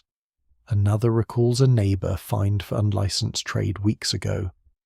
The interplay of law and passage underscores an essential truth. Roads demand not only physical endurance, but awareness of human systems. Outside the manor, wagons must navigate through mud softened by prior traffic and rain. One wheel strikes a hidden stone, jolting the cart, spilling a few sacks of grain. You help retrieve them, careful not to step into deep puddles.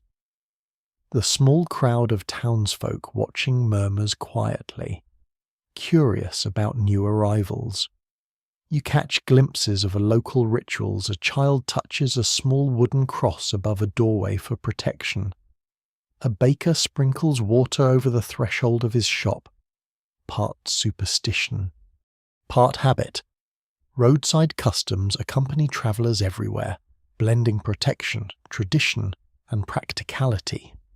After passing the manor court, the convoy approaches the central market square.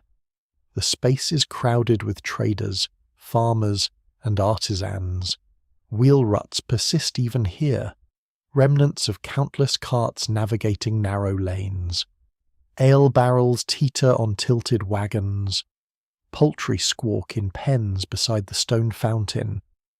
Merchants greet one another, exchanging news of distant fairs, road conditions, and rumours. A travelling scribe sits nearby, ink-stained fingers clutching a codex, recording events or perhaps copying letters. The market square is alive, a hub where road and town meet.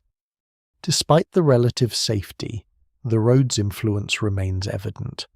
Wagons must manoeuvre carefully to avoid uneven paving, open drains, and protruding stones. Horses hesitate, sensing obstacles invisible to human eyes. The dog follows the convoy closely, nose to the ground, clearly judging both the path and your competence. Travellers' attention never wavers. The road's demands persist even within town walls. By afternoon, the convoy reaches a familiar inn along the square. Its timbered walls lean slightly, a testament to age and previous storms. Smoke curls from the hearth. Inside, warmth envelops travellers immediately. Beeswax candles flicker, casting playful shadows across rough tables. Merchants settle their belongings, Pilgrims adjust badges and charms. The dog claims his usual spot near the fire. The innkeeper, efficient and cheerful despite the mud tracked across the floor, welcomes the group, noting the wagons outside and preparing meals.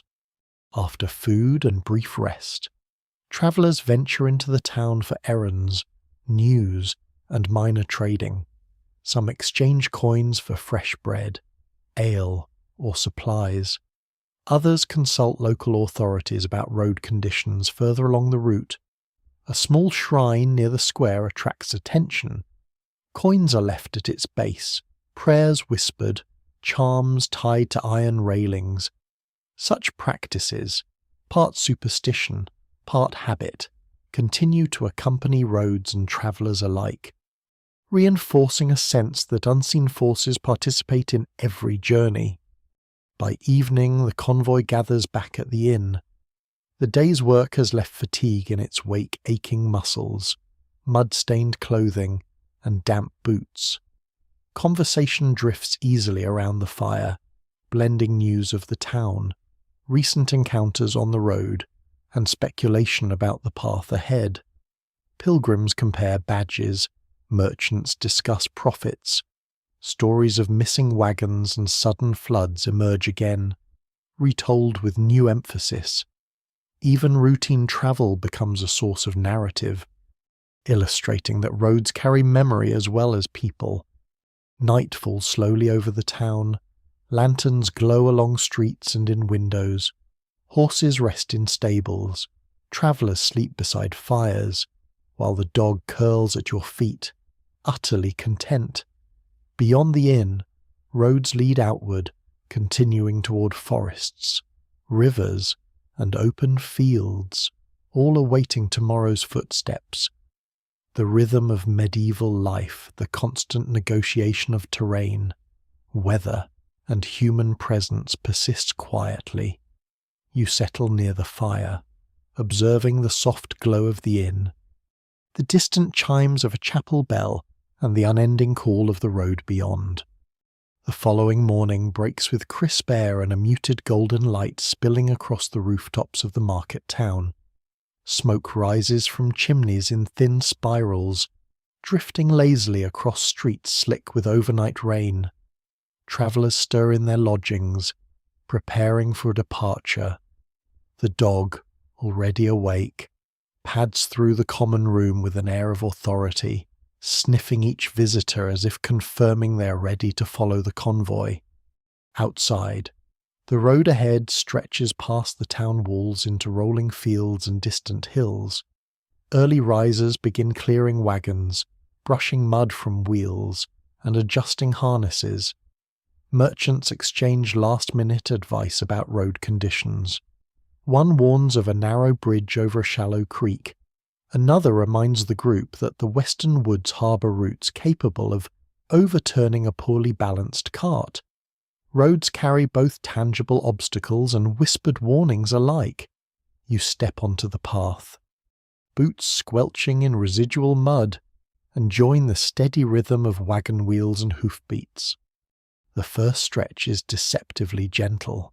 Low fields glimmer with dew, and the air carries the faint scent of newly turned earth and growing crops. Birds flit across hedgerows. Children follow the convoy briefly, their laughter light against the background of water dripping from trees. For a moment, the road seems almost welcoming. You sense, however, that this peace is temporary. Medieval roads often alternate between moments of ease and sudden complications, each testing the traveller's alertness and patience. Mid-morning brings the first challenge, a narrow woodland path bordered by low stone walls and twisting roots.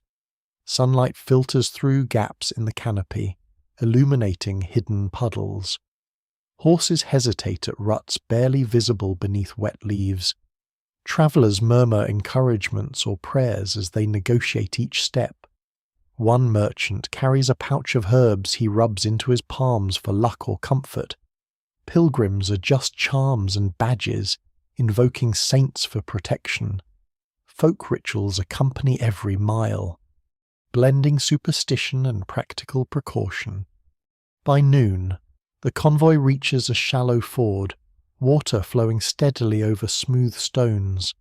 Horses test each step, cautious of slippery surfaces. Travellers follow carefully, balancing cargo and footing.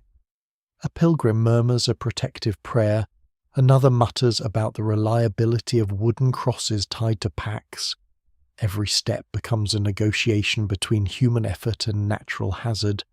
Even minor errors slipping on a stone, misjudging a rut can cascade into delays or damage, reinforcing the medieval traveller's constant awareness of risk. Past the ford, the path rises toward a ridge offering a view of open farmland. Distant villages appear, smoke drifting from chimneys, livestock grazing peacefully, and children darting through fields. The road widens slightly, but deep ruts remain. Travellers must constantly adapt. One cart wobbles precariously on a hidden dip. Merchants halt briefly to redistribute weight, ensuring the load remains balanced. The lesson is clear: even gentle terrain hides dangers, and constant attention is the only defence against the road's subtle challenges. By mid-afternoon, a group of pilgrims emerges from the opposite direction, badges gleaming in sunlight. Their songs carry softly across fields, a gentle rhythm blending with the sounds of wheels and hooves. Travellers exchange greetings, brief news, and warnings about obstacles further along. Every encounter reinforces the dual nature of roads, conduits for movement and channels for stories, rumours, and advice. Pilgrims adjust pouches, trace saints' faces, and leave small offerings at waypoints, participating in traditions that add meaning, ritual, and caution to the journey. The path soon enters a shaded grove where sunlight filters through dense leaves. Roots twist across the road, water collects in hollows, and hidden stones threaten every wheel. Travellers slow instinctively. Horses step carefully. Travellers murmur guidance to one another. Even the dog navigates with careful judgment, stepping around hazards that trip less experienced feet. Folk knowledge, combined with attention, mitigates some risk, though the forest reminds everyone that vigilance must never waver. Late afternoon finds the convoy crossing rolling hills, fields stretching toward distant ridges.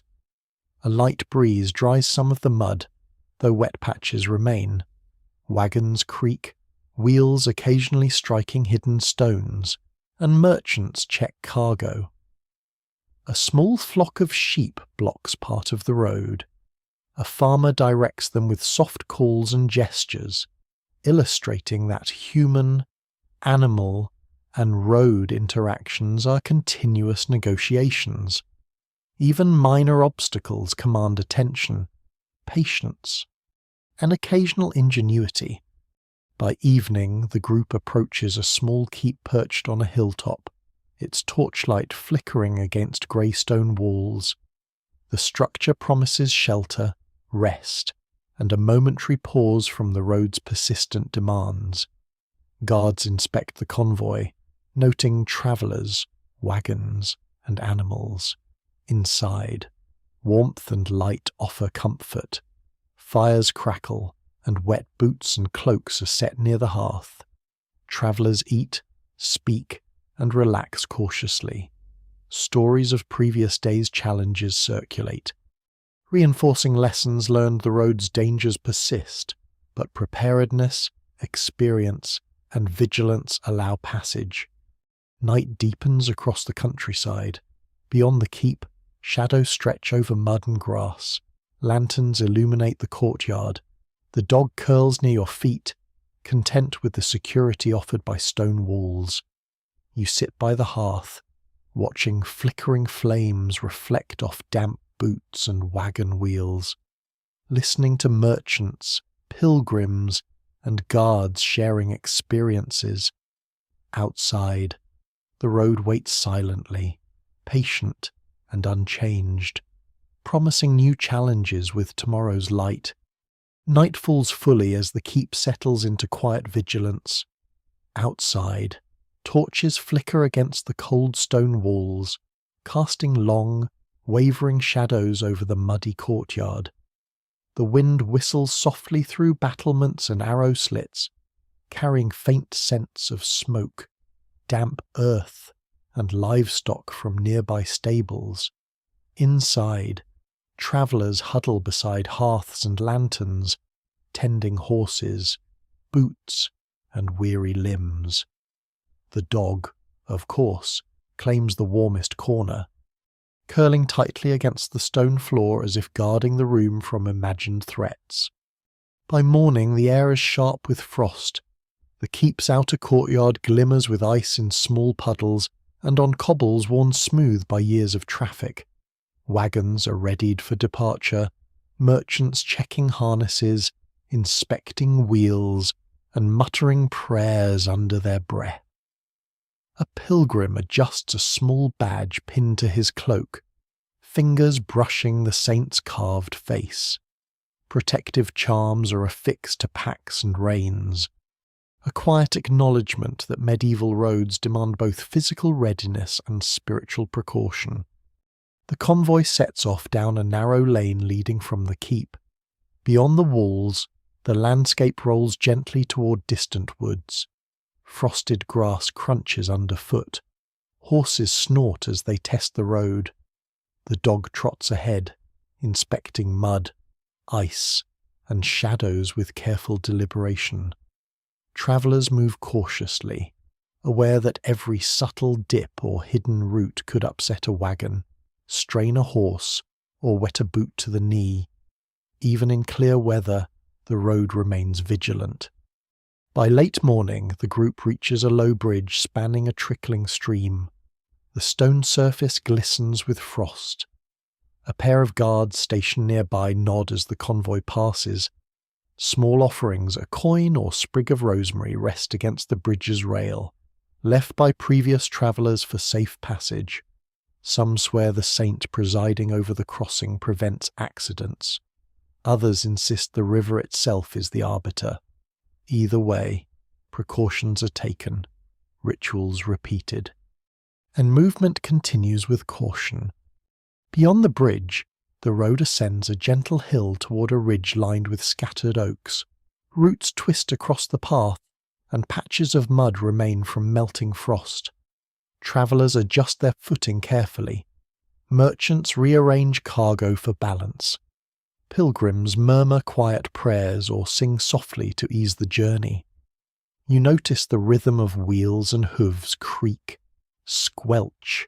Thud becomes almost hypnotic, a steady cadence through the cold morning air. By midday, the convoy enters a stretch of open fields. Sheep graze along hedgerows. A windmill turns slowly in the distance. Birds drift across sky and hedgerow, calling faintly. The road is uneven but manageable, providing a brief sense of freedom after several days of tight paths, bridges, and marsh crossings. Travellers walk beside wagons when footing becomes tricky, boots sinking slightly into soft earth. Every movement is deliberate, every step measured against the road's subtle hazards. Late afternoon brings a dense woodland section, shadows stretching across the path. The forest air carries faint scents of pine and damp leaves. Roots and hidden stones threaten to trip both horse and traveller alike. A cart wobbles slightly, prompting quick hands to steady reins and redistribute weight. Travellers murmur encouragements or prayers, small charms tucked into hands or hanging from packs. The forest tests endurance, attention, and patience in ways both subtle and persistent. As the sun dips toward the horizon, the convoy emerges near a small keep perched beside the road. Its stone walls, torchlight, and warmth promise another night of relative safety. Guards inspect wagons and travellers, ensuring all is in order. Inside, fires crackle in the hearth. Travellers settle near warmth, boots drying slowly, cloaks hung carefully, and meals shared in quiet camaraderie. Stories of road hazards, lost packs, and missing horses circulate softly, reinforcing lessons learned and preparing minds for challenges still ahead. Outside, the road stretches into darkness beyond the keep. Shadows lengthen across mud, grass, and stone. Lanterns flicker faintly in the courtyard. The dog rests beside your feet, ears twitching at faint sounds of the night. You sit by the hearth, watching flames dance across rough timbers, listening to low conversation and observing the timeless rhythm of life on medieval roads. Here, in this quiet pause, the road remains present, not threatening, but waiting, patient and unyielding, ready to test travellers with the first light of tomorrow. The keep sleeps beneath a blanket of fog. Sometime during the night, mist rolls down from the surrounding hills and settles across the countryside like a great grey sea. By dawn, the towers rise from it like islands. The torchlight that burned so brightly in the courtyard now glows dimly through the haze. You wake to the sound of a bell. Not loud, not urgent, just a single measured note drifting through the cold morning air. For a moment you lie beneath your wool blanket listening. The keep creaks softly around you. Someone stirs nearby. A log shifts in the hearth. Outside, a horse snorts in the stable yard. The world feels suspended between sleep and waking. Then reality returns. The road awaits. Always. You pull on boots that have never fully dried despite several attempts. The leather feels stiff. Your cloak carries the familiar scent of smoke accumulated from countless fires. Down in the hall, travellers gather around a breakfast of coarse bread, cheese, and weak ale. Nobody complains. At this stage of the journey, expectations have become practical. Warm food is excellent. Dry food is acceptable. Food is food. The dog appears shortly afterward and receives nearly as much attention as the travellers themselves. He has become something of a mascot. No one remembers exactly when that happened. Perhaps the road simply assigned him the position. After breakfast, the convoy prepares to depart. The guards open the gate. Beyond lies a landscape transformed by fog. Fields disappear after only a short distance. Trees emerge as ghostly shapes. The road itself fades into whiteness ahead.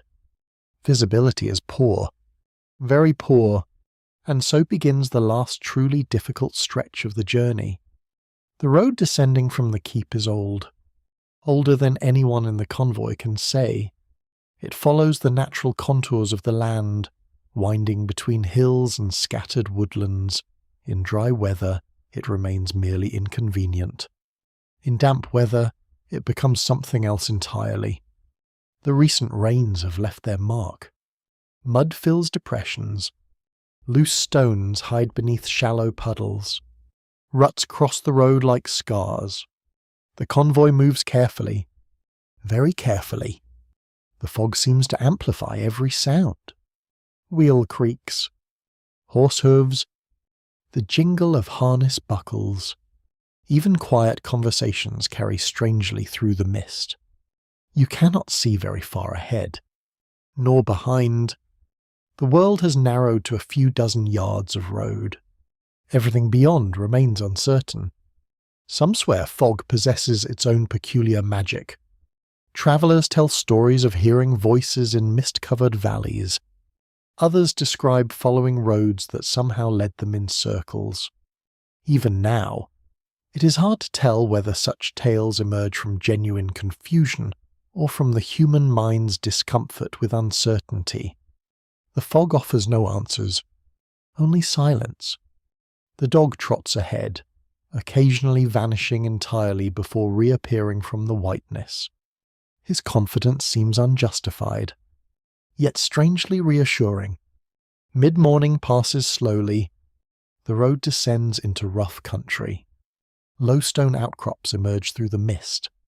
Small streams cross the path. Every few hundred yards, another obstacle appears. Nothing dramatic.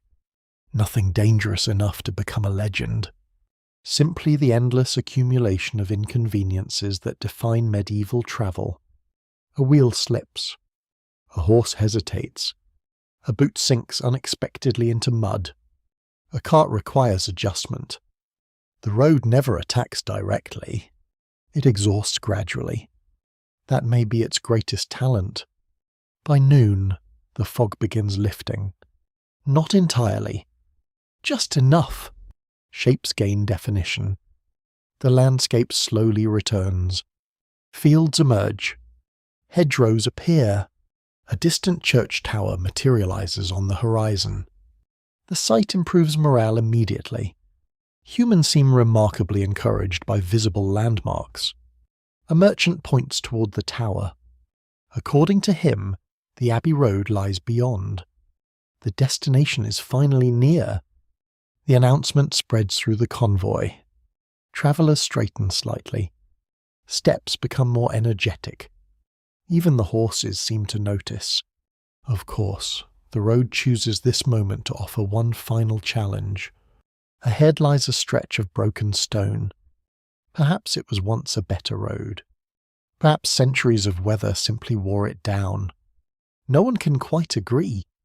What remains now is a difficult surface of uneven rocks, potholes, and patches of stubborn mud. The wagons slow. The drivers exchange weary looks. The road, it seems, wishes to be remembered. And remembered it will be.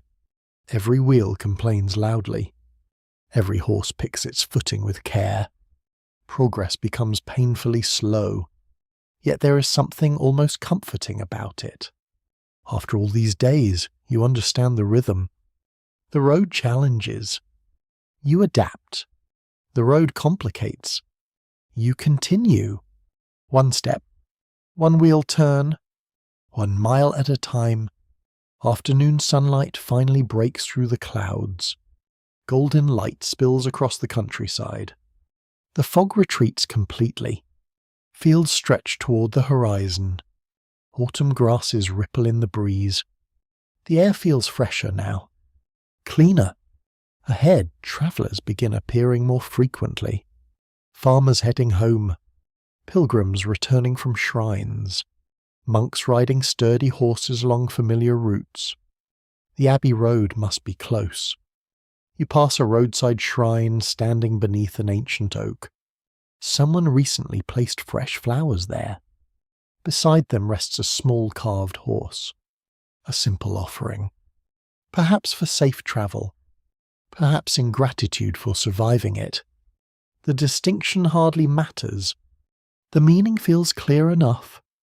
The convoy pauses briefly to drink from a nearby spring. The water tastes cold and clean. Nearby, an elderly pilgrim tells a story about a relic kept at the abbey ahead. Some swear it protects travellers.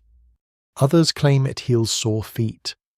A merchant quietly remarks that if it truly heals sore feet, the road should build a chapel around it. The joke earns tired laughter. Possibly because everyone understands. By late afternoon, the land begins changing again. The road widens slightly. Maintenance improves. Drainage ditches appear. Stone markers become more regular. It is subtle, but unmistakable. Someone cares for this road. A rare and beautiful concept. Monastery lands often maintain better routes than surrounding regions. Pilgrims, traders, and visitors bring revenue. Easier travel benefits everyone. The difference becomes obvious. Wheels roll more smoothly. Horses relax. Even conversation grows lighter. The dog appears mildly disappointed. Perhaps he preferred chaos. As evening approaches, the bells begin. Faint at first, then clearer. Abbey bells. The sound drifts across the countryside exactly as monastery bells drifted across distant fields many days ago. The same slow rhythm, the same sense of order. You find yourself remembering earlier parts of the journey. The flooded marsh, the broken wheel, the forest roads, the bridge above the river, the suspicious stories shared beside watchfires, the endless mud, the constant uncertainty. All of it now feels farther away, not forgotten, simply behind you. The bells continue ringing. The road stretches onward beneath golden evening light, and for the first time since leaving the town so many days ago, the journey begins to feel less like a struggle and more like an arrival. The road has not become gentle. It has merely stopped fighting quite so hard. For now, ahead beyond the next rise, the abbey waits. And with it, the end of the long road. The abbey appears at sunset. You crest the final rise in the road, and there it stands beyond broad fields of fading gold, its stone towers catching the last light of day. The walls glow softly beneath the evening sky. High windows reflect pale orange clouds. Bells drift across the countryside in slow, measured waves. After so many miles of mud, ruts, puddles, broken wheels, flooded roads, toll gates, and uncertain crossings, the sight feels almost unreal. The convoy stops briefly, not because anyone has been ordered to, because everyone wishes to look. For a few moments, nobody speaks. Even the dog sits quietly. That alone feels miraculous. The road descends gently toward the abbey lands. Here the surface is noticeably better maintained than most roads you've travelled. Drainage ditches carry water away efficiently. Stone markers stand upright. The track remains firm beneath wagon wheels. It is not perfect. Nothing medieval ever seems perfect. But compared with the roads behind you, it feels almost luxurious. One merchant quietly remarks that he would happily kiss whoever maintains it. Another points out that monks might find that awkward. The conversation ends there. The bells continue ringing. As you approach, more travellers appear upon the road. Pilgrims returning home. Farmers bringing produce. Messengers carrying letters. Monks walking in pairs beneath dark robes. The road remains busy even at this late hour. Yet there is a different feeling here. The tension that accompanied forest tracks and lonely marsh roads has faded. Not disappeared entirely, simply softened.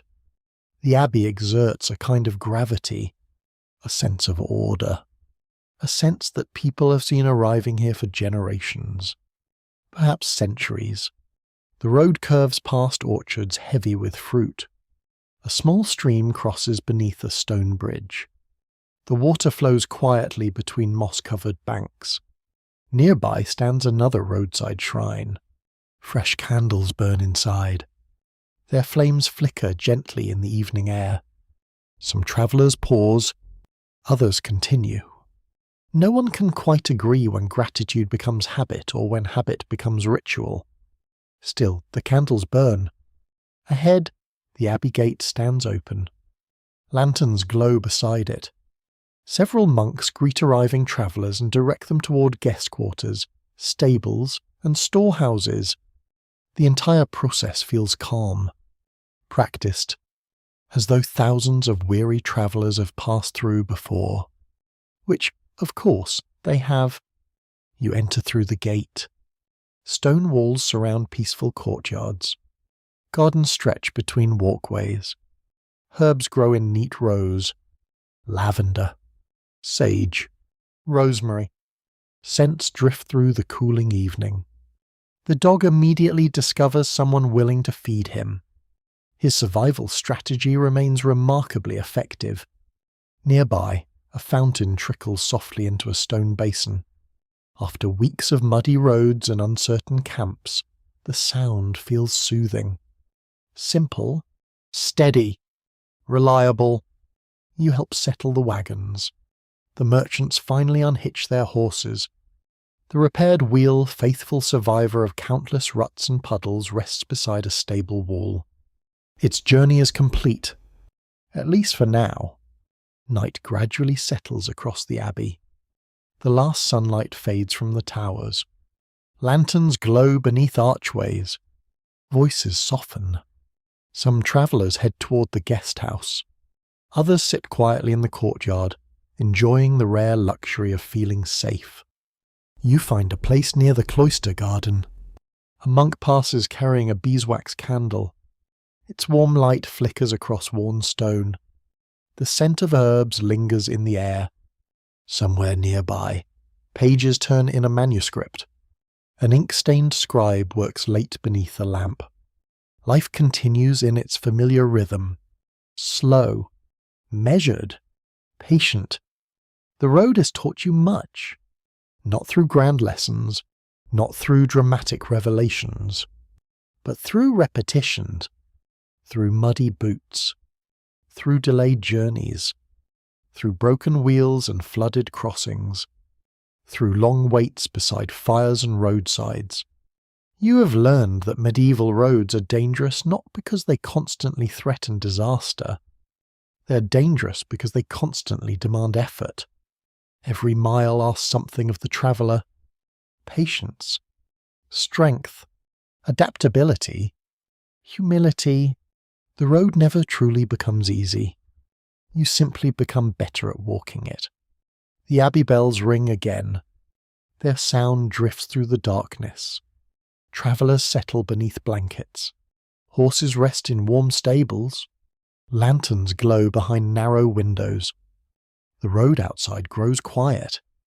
Not empty. Never empty, but quieter. And now, as the night deepens and your journey finally reaches its end, the world begins to soften. The air cools. The sounds grow gentler. The distant bells seem farther away. You sit for a while beneath the darkening sky and allow yourself to rest.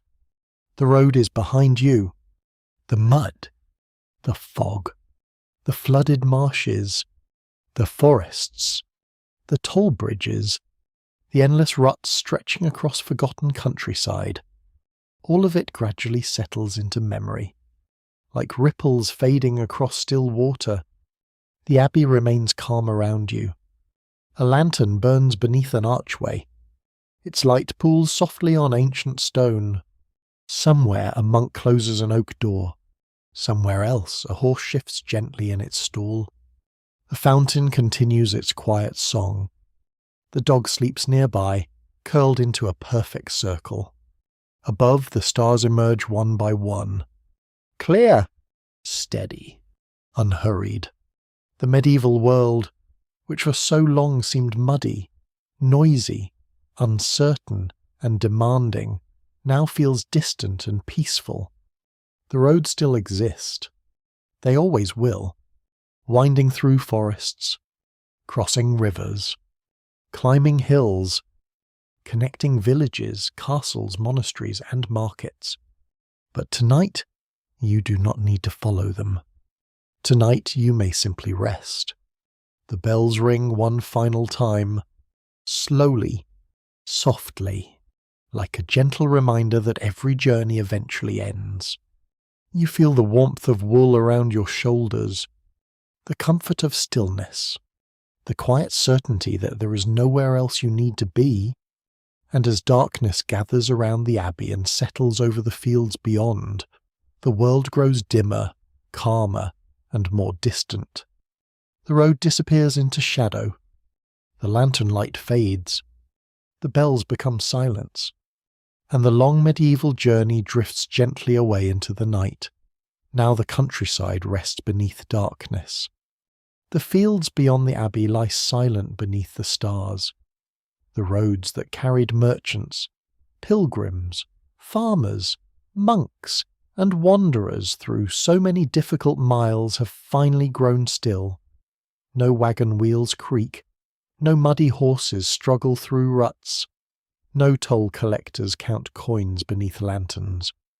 Only quiet remains. The stone walls hold warmth gathered throughout the day. The gardens sleep beneath moonlight.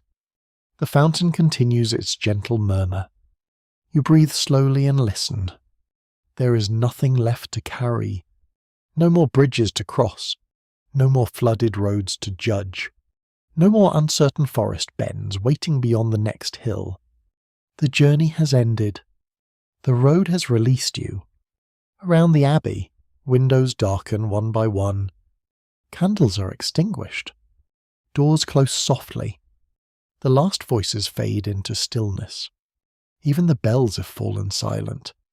Only the night remains, and in that night everything seems softer. The rough roads become distant memories. The mud dries. The wheels stop turning. The rain clouds drift away. The stories remain, but they no longer demand attention. They simply settle into the quiet places of memory. Perhaps somewhere beyond the fields, another traveller still walks beneath the stars. Perhaps another cart creaks along a distant road. Perhaps another dog follows another weary convoy home. But those journeys belong to someone else now. Yours is finished. So let your thoughts grow lighter. Let the sounds drift farther away. Let the abbey fade gently into darkness.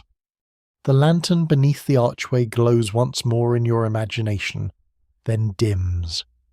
The fountain becomes quieter. The stars become brighter.